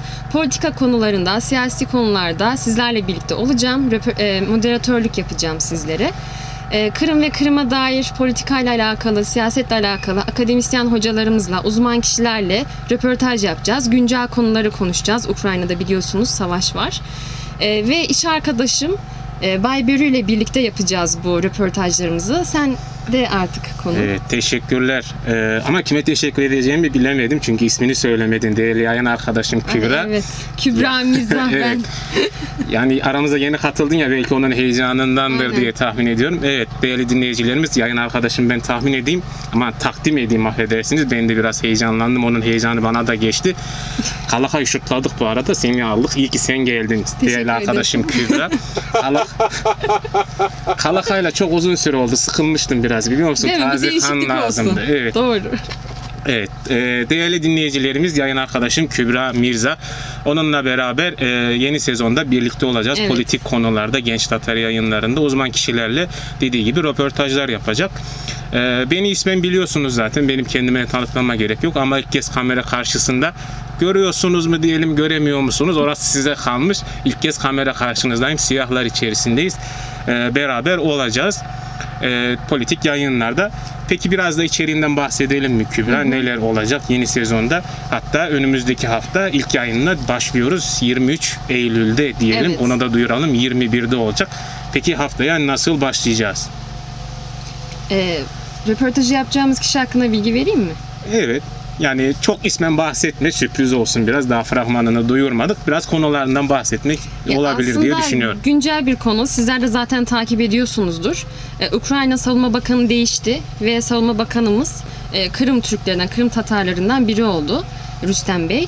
Onunla alakalı bir röportaj yapacağız. Neden o seçildi? Başka kişiler de var mıydı? Ve bu Ukrayna Savaşı'nı nasıl ilerletecek? Nasıl bir gelecek bizi bekliyor? Bu konular hakkında çok ünlü, tanınmış bir hocamızla birlikte röportaj gerçekleştireceğim. Moderatörlüğünü ben yapacağım.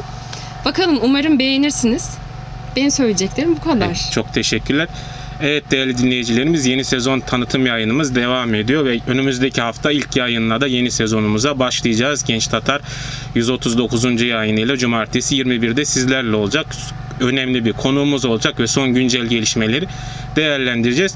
Elbette bundan sonraki yayınlarımızda da sezon boyunca bizimle birlikte kalmanızı rica ederiz. Özel yeni sezonda yeni başlayacağımız 2 farklı yayınımız da olacak. Tabii Sürprizlerimizle devam edeceğiz diyelim. Benden de bu kadar. Kübra, istersen yavaş yavaş kapatalım. Aynen, paslayalım diğer yayıncılarımıza. Yayınlarımızı izlerseniz, beğenirseniz gerçekten çok bizim için iyi olur. Davamız için çok iyi olur. Tanınmış oluruz. Ve sizler de bir şekilde bize yardımcı olabilirsiniz. Çalışmamız gereken, önerdiğiniz konular olabilir. YouTube'dan yazabilirsiniz. Instagram'ımız var. Oradan yazabilirsiniz. Şimdiden teşekkür ederiz destekleriniz için. Hoşça kalın. Kendinize iyi bakın. Hoşça kalın.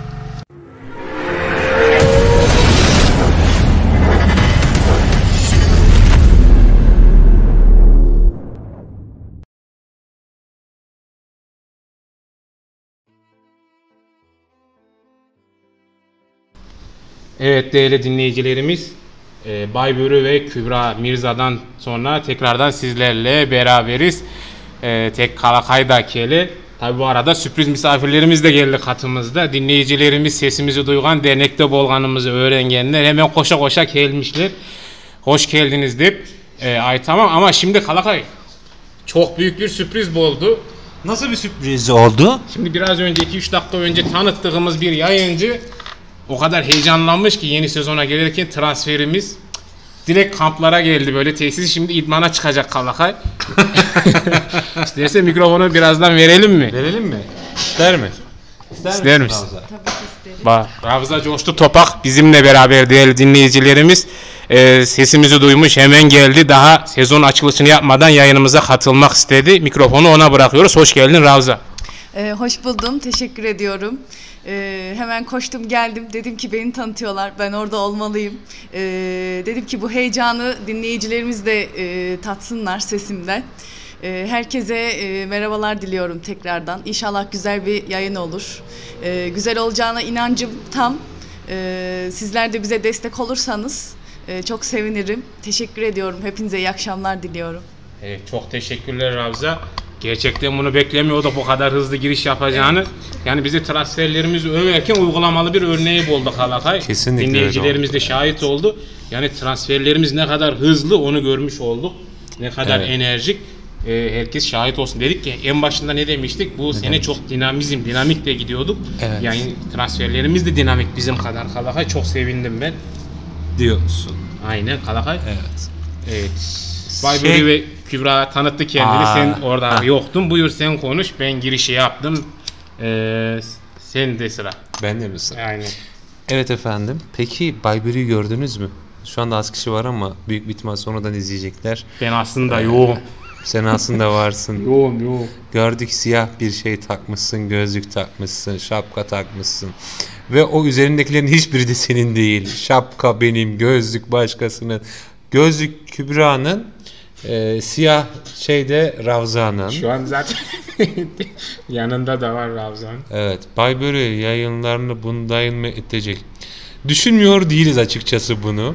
Hatta kar maskesi mi taksak acaba diyoruz. Bilmiyoruz. Böyle daha absürt bir şey olsun ama konuyu laçkalaştırmasın diye de biraz. Yok zaten ben yapmayacağım. Yani değerli Kübra arkadaşım var yani. O kaliteli bir şekilde, çok da güzel bir şekilde gerçekleştirecek diye düşünüyorum. Ben sadece yardımcı olacağım Kübra'ya olsun, Ravza'ya, Nurseda ve Taha arkadaşlarımıza yardımcı olacağım Kalakay. Yoksa ben böyle çıkmak istemiyorum şimdi belki. Şu anda yayın tekrarını izlediğim için, ben geriden geldiğim için görüyorum seni. Hatta bu videoyu da ben çekip montaj yaptığım için keşke oraya bir gülen surat falan koysaydın senin suratına. Bence bu kadar yeterli, daha da şey yapmayalım. Tamam, iyi yapmayalım. Hadi yapmayalım o zaman. Aynen. Bu arada bir de haber saatimiz var. Şimdi siz her cumartesi mi yapacaksınız? Yani bu kadro her cumartesi mi yapacak? Bunu bir açıklığa kavuşturalım. Evet, Kalakay doğru, pardon, onu atlayacaktım ben. Atlamayalım, evet, değinelim. Aynen. Şimdi ama benim bunu açıklamam için senden bahsetmem lazım. Ben mi bahsedeyim, kendinden mi? Yani özüne mi aytmak istersin? Menden bahseder, ben senden bahsettikten sonra. Oo Kalakay, çok romantiksin bakıyorum ya. Öyle çok romantiyim ben. İçime okşadı Kalakay vallahi billahi. Dur sırtını da sıvazlayayım balaçığım. Kalakaycığım bu kadar yapma ya. Böyle şimdi yani özleteceksin kendini. Ben özletirim ya böyle bazen kendimi. Evet, değerli genç Tatar. Senden sonra ben aytayım. Seni daha da bölmeyeyim. Evet. Ben şu arkaya bir alt müziği, dramatik bir fon yapayım. Yapsa, 2-3 dakika daha oyalan biraz. Yapacak mısın cidden? Ama şimdi bir tamam, bekliyorum hadi. Tamam. Şey falan yapabilirsin. Godfather filmi vardı ya, baba filmi, oradan da koyabilirsin yani. Ben Survivor'a meşale müziği koyacaktım Kalakay. Ama şöyle bir şey var. Orası teliften dolayı silinebilir, haberin olsun. Tamam dur. Ben Metin abimizden bir yır bakayım. Tamam, sen Metin abimizden bir yır kara. Sen istersen Ravza'yla sohbet et. Ben de öyle yapacaktım, aklımdan geçti. Bak bugün 2 oldu. Çocuk adam. Biz çok benziyoruz birbirimize. Çok olmadı. Birazcık aramıza mesafe olmadı böyle olmadı. Böyle olmaz. Ravza hoş geldin. Hoş buldum. İlk olarak hatırlatmak istediğim bir şey var. Sakın adımı ya da B ile başlayan şeyi kullanmamanı istiyorum. Yani bir sıfat eklememeni istiyorum. İsmim Kalakay. Kalakay olarak söylersen sevinirim. Seni burada görmek şaşırttı bizi hemen. Yani gerçekten bir yayıncımız koşa koşa gelmiş ve hatta neyse onu söylemeyeceğim. Bir misafirimiz daha var. Enişte var bir de. Eniştemizle birlikte gelmiş. Ravza 7. sezon sence nasıl olacak? Bence gümbür gümbür geliyor. Çok farklı formatlar var. Evet. Daha bilgi amaçlı formatlar var. İnşallah güzel olacağını düşünüyorum.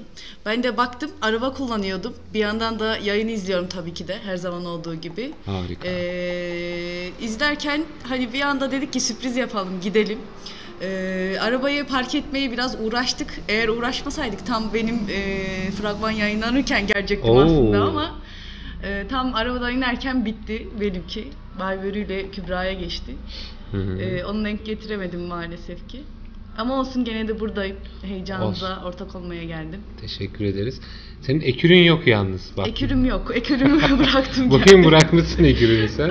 Onun da geleceğimden haberi yoktu. Dediğim gibi sürpriz oldu. Bir şu an dedim ki gitmeliyim. Büyük Dinlerken öğreniyor büyük ihtimalle.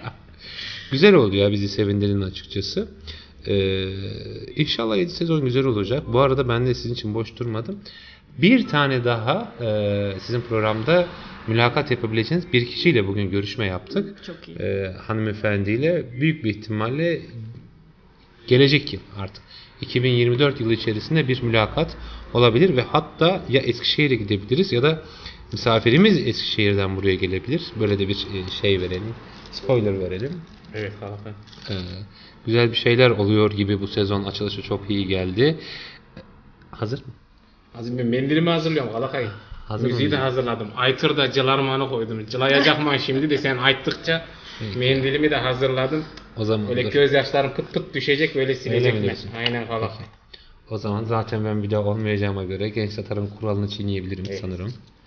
Şöyle bir istersen müziği bir vereyim. Dinleyicilerimizi de moda geçirelim. Geçirelim hadi. Tamam mı Kalakay? 1-2 dakikalık bir sessizlik isteyeceğim. Tamam. Evet değerli dinleyicilerimiz Metin Batur abimizden Aytır'da Cılarman yeri birkaç dakika sizlerle olacak. Ki Kalakay bu şok edici, kahredici kara habere, kötü habere kendini hazırlayabilsin efendim.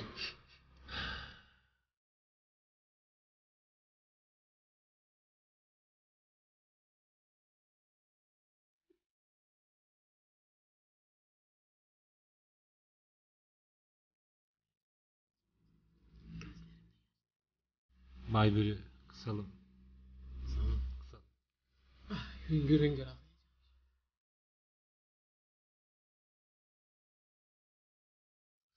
Gönlüm el vermiyor Kalakay. Kız gülüyorsun değil mi kenarda? Kısarak gülüyorum Kalakay.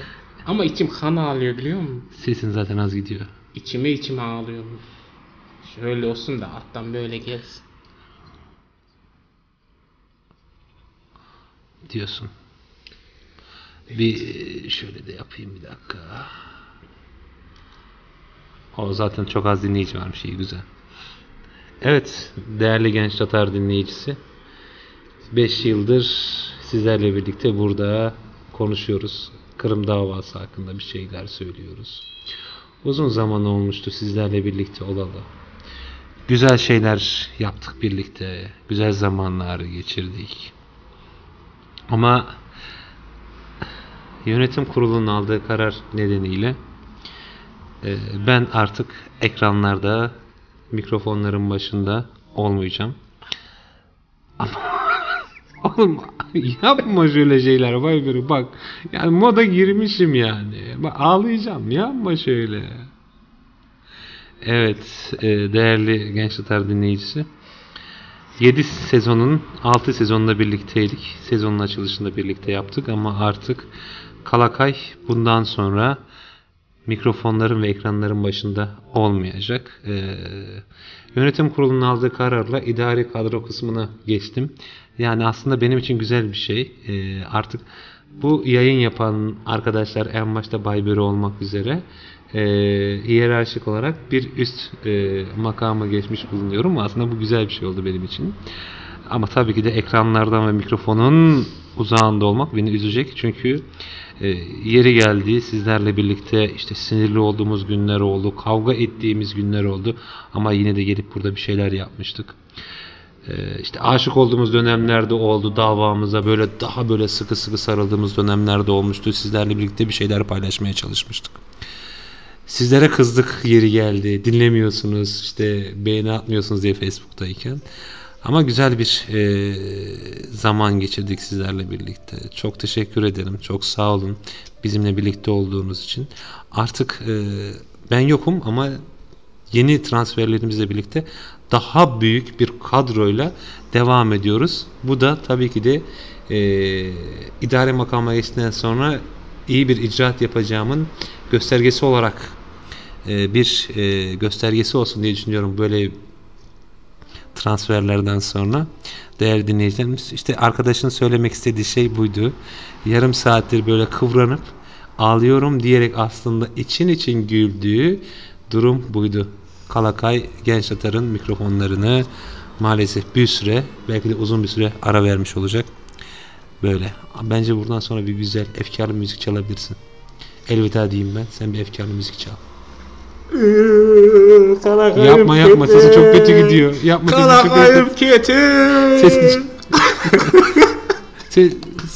kötü gidiyor. Sesi çok kötü gidiyor. Kalakaycım hayırlara ketesin, bizni taşlap ketesin. Evet şöyle. Bakayım, müziklerimizin hepsi de oynak müzik. Yok mu böyle? Sagındım yok mu sagındım? Benim kendi şarkım. Bir karayım kalakay. Sagındım. Sagındım yok mu ya? Sagındım yurtumu var kalakay. O da olur. İstersen onu sagındım yurtumu, sagındım radyomu, sagındım genç tatarını. Ketemem ben şimdi kim bilir kayerlerge.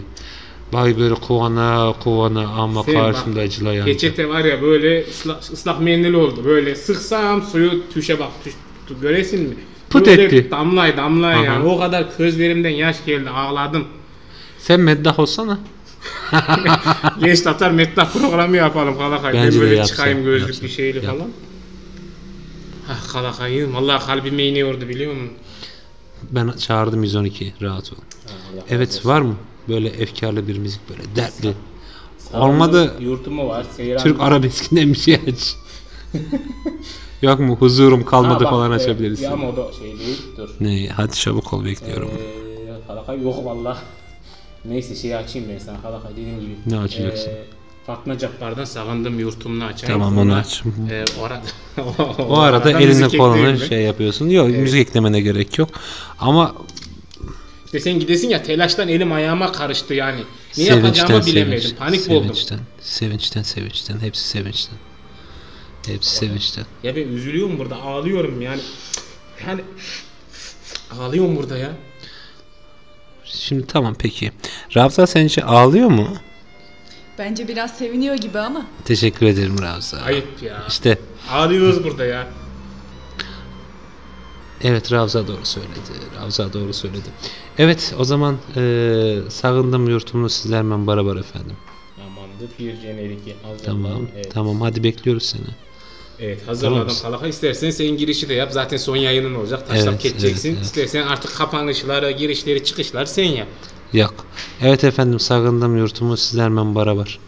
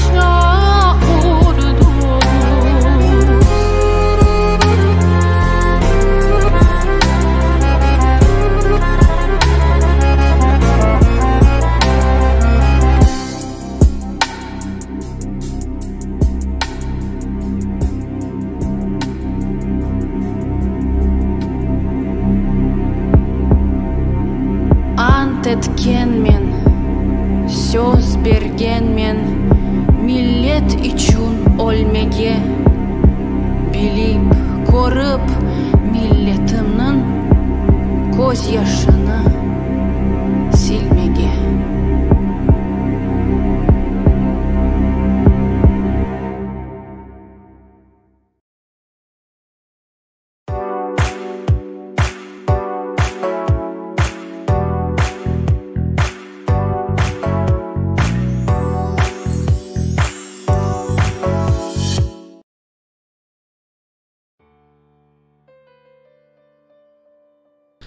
Evet efendim, Genç Tatar'ın 7. sezonun açılış programı da, tanıtım programı da yavaş yavaş sona doğru gelmekte. Kalakay Bey, yani ben son yayınımı yapmaktayım. Şimdi elveda Kalakay diye yazacak Baybörü.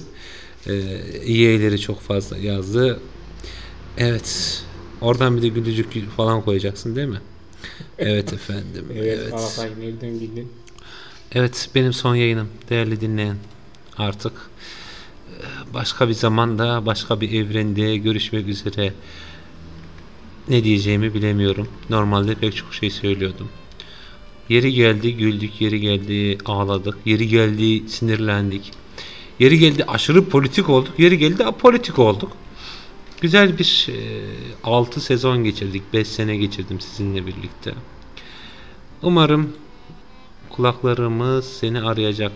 Bayburi, sen kendin yazamıyorsun diye Gençler hesabından yazıyorsun değil mi? Evet. Bak, ağlamaktan böyle emojileri de koyuyorum Kalakay. Sana gelsin. Bunu ben şimdi benim gidişime, yani mikrofonlardan uzaklaşmamın bir hüznü mü, yoksa yeni makama geldiğim için bir yağ çekmemi, onu anlayamadım ben açıkçası. Ya Kalakay, hüzün ya. 2017'den bu yana, hatta 2018 pardon, beraberiz yani yayıncılarımızda, o kadar şey olmuş. İçim, kalbim kan ağlıyor biliyor musun? Tamam, yani böyle var, tamam. içimde bir şeyler kopuyor. O yayının başındaki o enerjilik, coşku, heyecan, o kalbimin çarpıntısı bile gitti yani. Böyle artık yavaş yavaş, usul usul atıyor kalbime. Hüzünden, üzüntüden. Yağcılarda inecek var. Şemsiye hocam mesaj yazmış. Yolunuz açık olsun demiş. Şemsiye hocam teşekkür ederim. Çok sağ olun. Var olun. Evet efendim, Genç Tatar'da bir Kalakay vardı. O da geldi, geçti. Allah. Yavaş yavaş gidiyoruz. Nurseda Demirkaya da hüzün vermiş değerli yeni transferimiz. Yeni yayın arkadaşınız. Bak, yayın arkadaşınız diyorum, farkındaysan. Evet, o kadar hazırlamışım ben kendimi yani. Aynen. Böyle şeye. Hepimiz üzülüyoruz Kalakay, evet. Görüyor musun? İçimize atıyoruz böyle. Senin yokluğunu, o balabağın yokluğunu çok arayacakmış Kalakay'ın. Keşke bizim mail adreslerimizde olsa. Bu 7 numara dizisi vardı biliyor musun? Evet. Sen bana izletiyordun Kalakay. Evet, ben sana izletiyordum. 7 numara dizisi final yapıyor. Çok da güzel bir final yapıyor. Daha sonra TRT'ye fakslar ve telefonlar yağmaya başlıyor. Senin için yağmaz Kalakay, boşuna arama. Benim için yağmaz, onu biliyorum işte, ben de sana onu diyeceğim. O yüzden dizi yeniden başlatmışlardı. Biraz saçmalamıştı sonu ama olsun, güzeldi. O dizi öyle bir şey olmuştu. Benim için olmayacağını da biliyorum tabii böyle şeylerden. Neyse, üzülme. Belki olmadı, nasıl olsa işte canım sıkılınca ben gelir burada açar müzik yayını yaparım, bir şeyler yaparım. Kalakaycığım, ben bu tarihi not edeceğim. 16.09.2023. Evet. Her Eylül ayının 16'sında evet, seni anacağım Kalakay. Sana bir çiğ köfte dürüm ısmarlayacağım. Acılı böyle. İçimiz yana yana yiyelim. Yo. Bugünü yad edelim, olur mu? Yanına da bir acılı şalgam. Ne oldu? Sen bana cevizli baklava. Baklava mı? 1 kilo. Sen diyorsun ki üzülüyorum diyorum, bir de tatlı yiyeceğim diyorum. Ben sana diyorum ki içimizin acısı çiğ köfteye yansımış. Yani o acıyı böyle yoğurup içimize alacağız diyorum. Tamam. Sen de ne diyorsun ya? Bak, benim yüreğim zaten kan ağlarken niye midemle kan ağlasın? Kardeşim, işte şekeri yükseltelim. Mutlu olmaya çalışalım. Demek ki doğru değil mi İmran sen? Tabii ki Kalakay'a katılıyorum. Ama biz bir tepsi yapalım şimdi, kalabalık olur. Ama şimdi ben buradan bir sonuç çıkarıyorum. Demek ki Kalakay da içten için mutlu. Yani acı çeken insan tatlı düşünür mü? Acısını bastırmak için düşünür tabii ki. Neyse, yeni yayıncımızla tanımış olduk. Kimlerle iş yapacağız görüyoruz Kalakay yola çıkmadı. Sevindim. Aynen. Güzel. Neyse, Kalakay destekçilerini aramızda gördük. Neyse, bundan sonra ona göre roundumuzu alırız Kalakay. Tamam peki. Okey. Oldu. Evet efendim. Genç Tatar'ın 7. sezonun açılış programı da yavaş yavaş sona gelmekte. Baybörü dedi ki ben kapanışta bir şiir okuyayım dedi. Ben de dedim ki hangisini? 3. şahsın şiirini mi okuyacaksın? Yoksa ben sana mecburum Atilla İlhan'dan mı dedim. Yok. Ne Allah okuyacağını? Allah, bugün bir misafirimiz var Dep Aytkan Edip. Vatan senden Yok, o tilekim. değil. Değil mi o şiir? Şimdi bu misafirimiz Yıldız Dep diye bir dergi getirgen. Evet. Ona karar edip. Ünlü meşhur bir Yıldız dergisi o biliyorsun. O Yıldız mı bu? O Yıldız bu Cidden Yıldız. mi? Evet. Harbi. Ben onu bilmeyeydim. Ben onu ayrı bir şey sandım dedim. Baybörü yine Şu an şoklar içine elimde şok. bir hazine var. Cidden çok oldum size gerçekten. Evet. Yani baktım yayından önce işte benim bugün biraz daha geç geldim. Hatta şöyle bu derginin muharriri işte genel yayın yönetmeniyle de belki önümüzdeki günlerde görüşme yapabiliriz. Bunu da yayına sakladım. Alakay veda muhteşem oldu biliyor musun? O golü 90'a taktın gidiyorsun şu an ya. Çok heyecanlandım. Kısmet. Vallahi, belki Karasu pazarlarında bir şeyler olabilir. Bekir Sıtkı Çobanzade ile alakalı daha kesin değil. Dilaver Bey'den evet. Şu an çok heyecanlandım. Bence Ravzagil de heyecanlanması lazım. Bilemem. Çünkü onların alanına giriyor. Neyse yayından sonra konuşalım biz bunu. Aynen. Çok yayından sonra konuşuruz. Doğru. Toplantıda başkanlık yaparak bu konuyu konuşabiliriz. Aynen. Eşitlik, eşitler arasında birinciydim. Artık eşit olmadığımız bir ortamda olacağız. Güzel. Yani bana bir romanı hatırlattın ha. Bazıları daha 1984. eşit. Evet. Aynen George Orwell'dan bütün hayvanlar eşittir, bazı hayvanlar daha eşittir. Ya Allah hayvanlar senin aslında de... burada hayvan değil, domuz olarak geçiyor ama onu şey yapıyorlardı. Yani, şimdi sen de öyle bir laf dedin ki şimdi bak yine götürdün. Nereye? Şimdi dedik ki biz burada imzalar gönüllere atılır, gönüllerimizle biriz dedin ama şimdi de diyorsun ki bazılarımız daha eşit diyorsun. Nerede bu adalet, nerede bu denge? Bilmem nerede. Ben gidiyorsun göremedim. Diye bütün hepsini karıştırıp gidiyorsun ortalığı bence sanki. Yo. Öyle geldi bana. Hayır alakası yok. Varsa sen söyle. Ben söyledim söyleyeceğim Kalakay. Tamam o zaman sen şiir oku. Ha bu şiiri de şimdi... Ne okuyacaksın? Baktım dur onu tamamlayayım. Merakla incelerken şöyle bir sürü şiir vardı. Hı. Hepsi farklı ama geneli dille alakalı. Şu şiir gözüme çarptı ama bunun da başlığı yok. Yani başlıksız bir şiir. Altay Kerim imzasında şair. Onu okuyayım diye düşündüm. Tamam. Başka tamam. da yani bir şiir şey yapamadım. Peki. Biraz acele oldu. Hani pek bir hazırlık yapmadım. Evet. Sürçülisan edersek affola tüm dinleyicilerimizden Kalakay. Tamam. Evet efendim. O zaman kapanışı yapalım. Yapalım. Sağlık makalınızı sen şiiri bitirdikten sonra hep birlikte söyleyelim. Olur. Ondan sonra da o bütün tanıtımları yaptığımız videoyu verip müzik verecek misin? Yok vermeyiz. O videodan sonra tüm tanıtımlardan sonra kapatırız. Tamam. O zaman sen bir şiir oku bize güzelce. Sonra sağlık makalınızı diyelim. Sonra tanıtım videosu verelim. Bir de son sözlerimizi sormayacağız mı? Soracağım dur. Ha, tamam. Sakin ol. Sakin. Sen gidiyorsun heyecanlandım. Evet efendim şimdi son sözümüzü yeni transferimizden alalım. Evet, ben de onu diyecektim. Aynen. Sayın Ravza Hanım bu yayının kapanışı için son dakikaları ne söylemek istersiniz? Gideceğin için üzgünüm Kalakay. Bu zamana kadarki yayınlarınızda verdiğiniz enerji çok güzel. Yaptığınız sohbet çok güzeldi. Daha da fazla dinlemek isterdik ama artık yayınlara biz katılıyoruz. İnşallah bundan sonraki yayınlarda dinleyicilerimiz bizi de severler senin sevdikleri gibi. Biz seveceklerinden hiç şüphem yok. Çok sevmiştik. Sevecekler muhakkak. Öyle hissediyorum. O yüzden bu zamanki yayınlar için sana teşekkür ederiz. Ben teşekkür ederim iltifatlarınızdan dolayı. Rica ederim. Ben sözü Bayberi'ye bırakıyoruz. Evet. Bayberi'cim telefonumu alabilir miyim? Hoparlöre bir titreme yaptı da ondan öyle dolayı mi? aldım Kalakay. Telefonlarınızdan mesaj geliyor olabilir. Mikrofona çok hassas mikrofonumuz var. Evet. Bayberi'cim şiirinden önce son sözünü alabilir miyiz? Kalakay'cım şöyle başımı omzuna koyarak söylemek istiyorum. Söyle yavrum. Bu vedam beni çok yaraladı Kalakay. 139 yayın, 138 yayın olmuş. 6 sezon olmuş. 2018'den bu yana 5 yıl olmuş. 138'den fazla.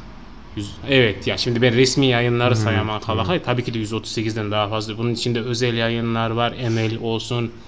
Açtığımız müzik yayınlar var. Haber saatinin bir kısmı. Aynen. Özel röportajlarımız olsun da olsun. Şöyle geriye dönüp bir baktım. Böyle gözümün önünden flashbang gibi geçiyor. Doğru dedim değil mi? Kalkay bütün böyle hani Arda Turan'ın bir videosu var ya böyle arkadan geçiyor sosyal medyada çok meşhur. Evet. Şu an seninle olan anılarım öyle gözümün önünden geçiyor Kalakay. Birlikte diyorum ne güzel işler yapmışız, imza atmışız, ne güzel yayınlarımız olmuş. Putin'e konuşmuş. Ondan bahsetmişiz, büyüklerimizi anmışız, özellikle mesela Nuri hocamızdan Allah rahmet eylesin bahsetmişiz. Evet. Tarihimizdeki büyükleri almışız. Evet. Mesela senin fikrinde özel bir yayın yapmıştık sevgililer gününe özel. O yayın vardı. Yani neler yapmışız. Tegeneklerimiz geçmiş, sarburmalarımız geçmiş. Şimişkalarımız, böreklerimiz. Aynen. Yayından sonra oturduğumuz böyle bir abimiz vardı. Mahlasını hatırlayamadım. Çok özür diliyorum ama triliçe getirirdi. Evinde davet etmişti bizi. Yani şöyle geri dönüp baktığımızda ne güzel günlere geçmiş be Kalakay. Vay be. Vallahi şu an cidden hüzünlüyüm biliyor musun? Şöyle düşünüyorum da zaman ne çabuk geçmiş be. Vallahi bugüne kadar gelmişiz. Şimdi de bakıyoruz ki ayrılıyoruz ama yerimizi dolduruyoruz Kalakay. Bence bunu çok güzel yaptık diye düşünüyorum yani. Amacımızı gerçekleştirdiğimizi düşünüyorum. Arkamızda bu bir... Yani yok hayır hani bu bir bayrak yarışı ben bahsettim çünkü bu bütün Kırım Tatar özellikle Kırım Tatar gençlerine ait bir platform bu Genç Tatar.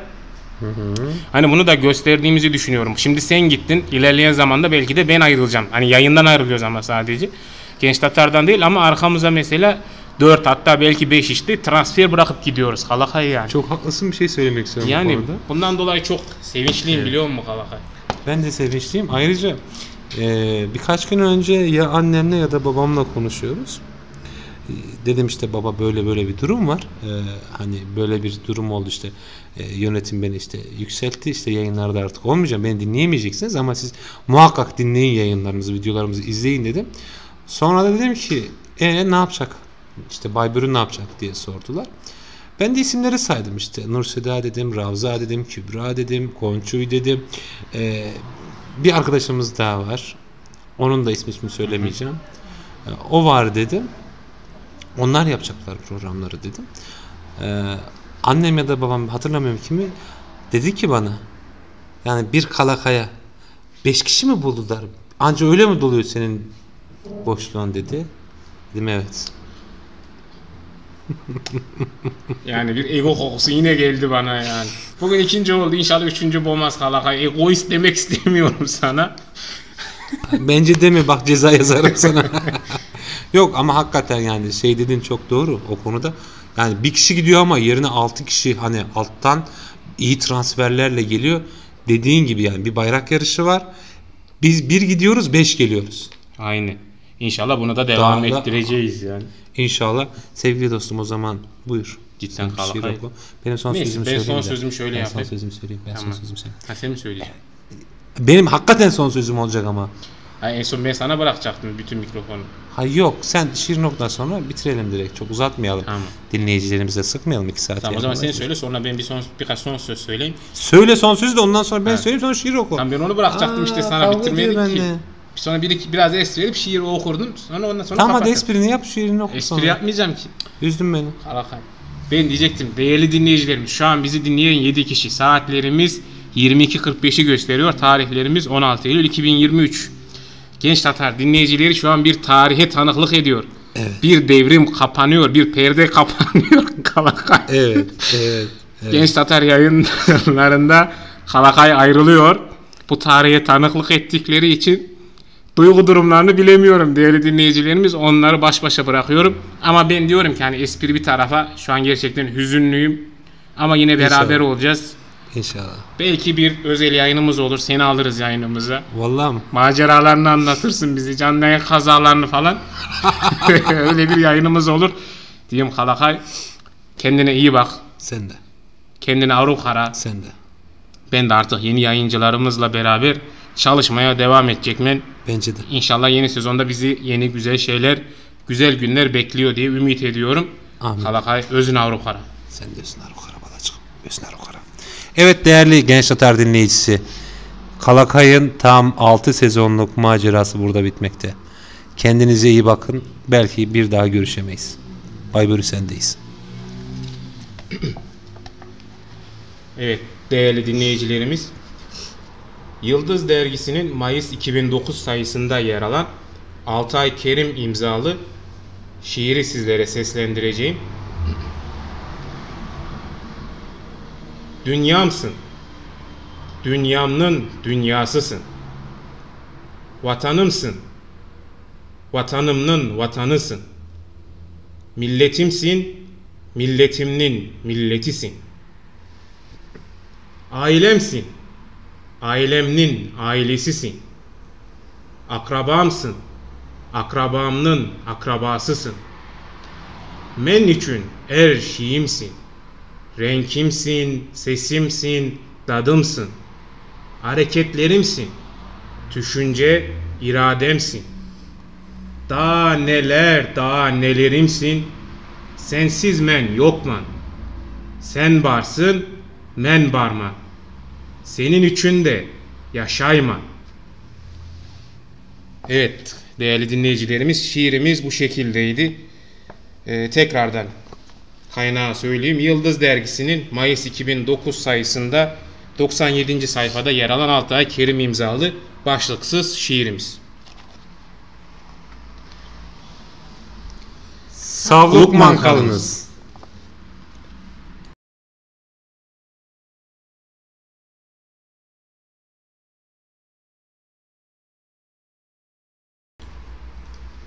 Sağlıkla kalınız.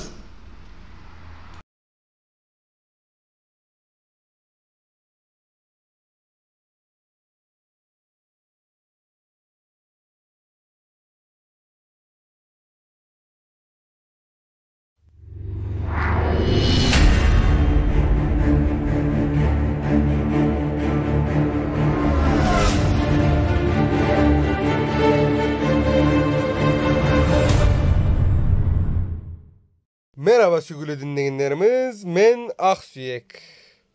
Genç Tatar'ın sürprizlerмен olacağını sezonunda sizlerle beraber olacakman. Aksüyek olarak bu sezon ne çıktım köyden cura cura diyeceğim, ne de bismillah deyip yallah deyip başladım bu yayına diyeceğim. Bu sezon sizlerle Daday programında bir araya gelecekmiz. Peki bu Daday programı nedir? Bu programda az komik, az ciddi olacakmız. Detaylar Genç Tatar adresinde.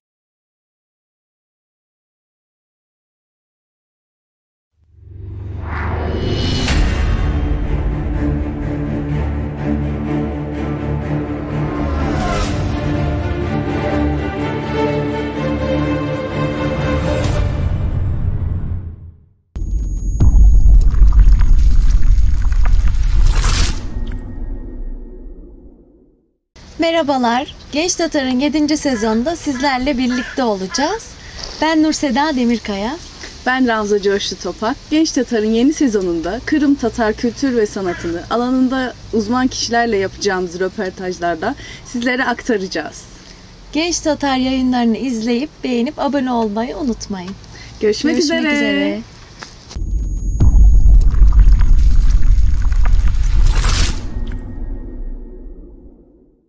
Merhabalar, ben Muhammed Taha Bayraktar.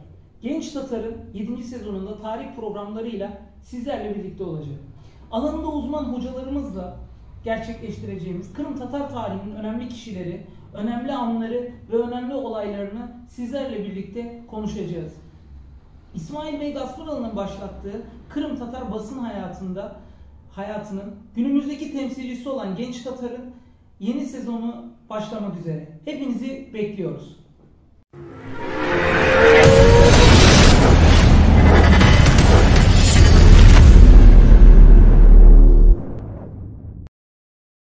Merhabalar arkadaşlar. Genç Tatar'ın 7. sezonunda sizlerle birlikte olacağız.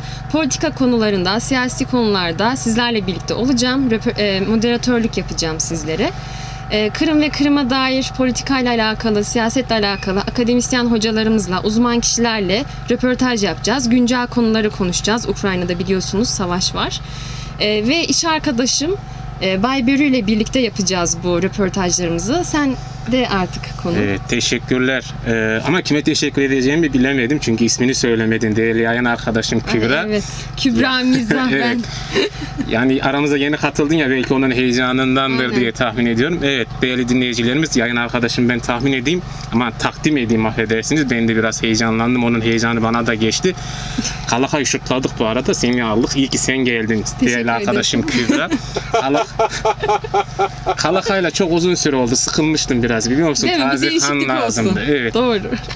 Evet, değerli dinleyicilerimiz, yayın arkadaşım Kübra Mirza. Onunla beraber yeni sezonda birlikte olacağız. Evet. Politik konularda Genç Tatar yayınlarında uzman kişilerle dediği gibi röportajlar yapacak.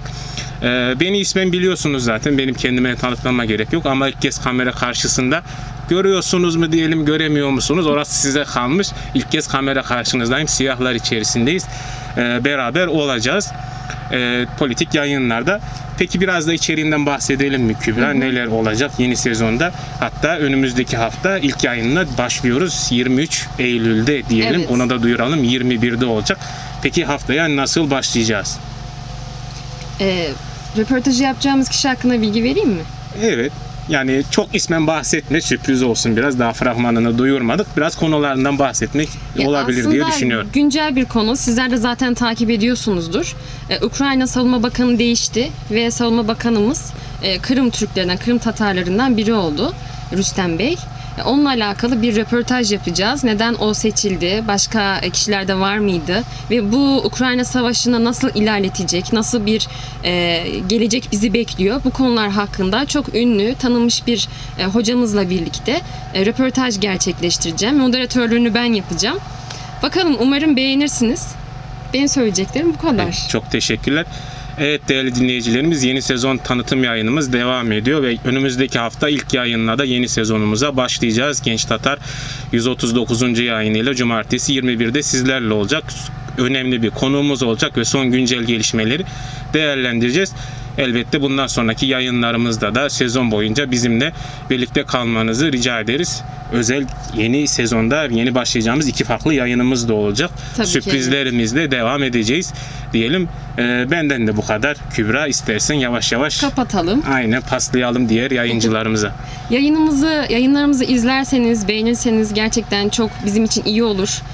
Davamız için çok iyi olur. Tanınmış oluruz. Ve sizler de bir şekilde bize yardımcı olabilirsiniz. Çalışmamız gereken önerdiğiniz konular olabilir. YouTube'dan yazabilirsiniz. Instagram'ımız var. Oradan yazabilirsiniz. Şimdiden teşekkür ederiz destekleriniz için. Hoşça kalın. Kendinize iyi bakın. Hoşça kalın.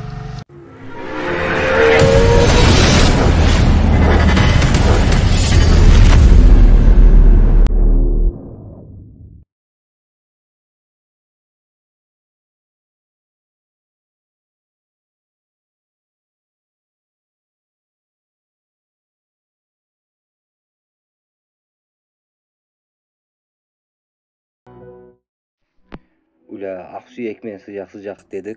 Arı bol da bundayla iyi serinliyim ben.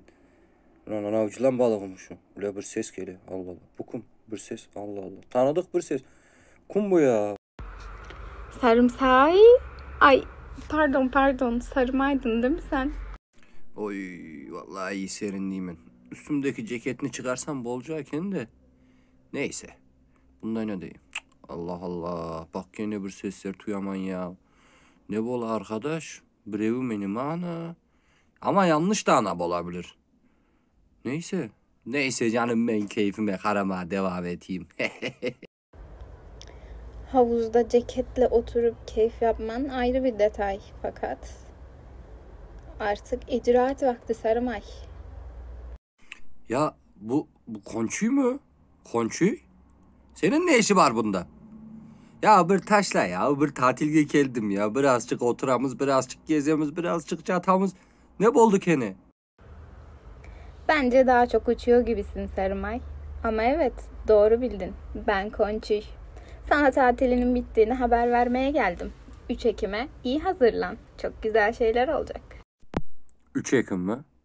3 Ekim'de ne olacakken ya? Aman gerçi 3 Ekim'de ta kopar. Hem ne hazırlanacağım ki? He? Konçuy ne hazırlanacağız? Neyse 3 Ekim'de ta kopar. Hazırlanırız ya. Tüştük. Hayda geldik. Bak havuzga tüştük. Sarmay, ne demek 3 Ekim'de ne var? Ya sen geldin bana yalvardın. Dedin ki artık beraber mi yayın yapsak dedin. Ah ben de düşündüm, taşındım, karar verdim. Dedim ki seninle atışmak zevkli olur. Yapalım madem. Yalvarmak mı? Kim? Ben mi? Konçu? Senin adın Konçu'yu de özünü de Konçu'yu belliysin allem. Men ki Sarımay. Sadece kel çırağım bol demiş olabilirim. Ama yalvarmanı da kaydan çıkardın. Ula konçi. Kel dedik çırağımız bol. Sen ne ayarladın 3 Ekim'ge? Kim bilir özüne ne planlar kurgansındır. Bir anlat da biz de biliyik 3 Ekim'de neş göreceğimiz. Belki çırağım bolmanı kabul edebilirim anlatacaklarına göre. Sanki Sarımay. Özümüz Konçu olduğu için adımız Konçu. Bunu unutma. Ve artık otoriteyi ele alma vakti geldi. Genç Tatar, şamatalı caşlar ile Konçu ve Sarımay yayın hayatına mükemmel bir giriş yapıyor. 3 Ekim'de hepinizi bekliyoruz.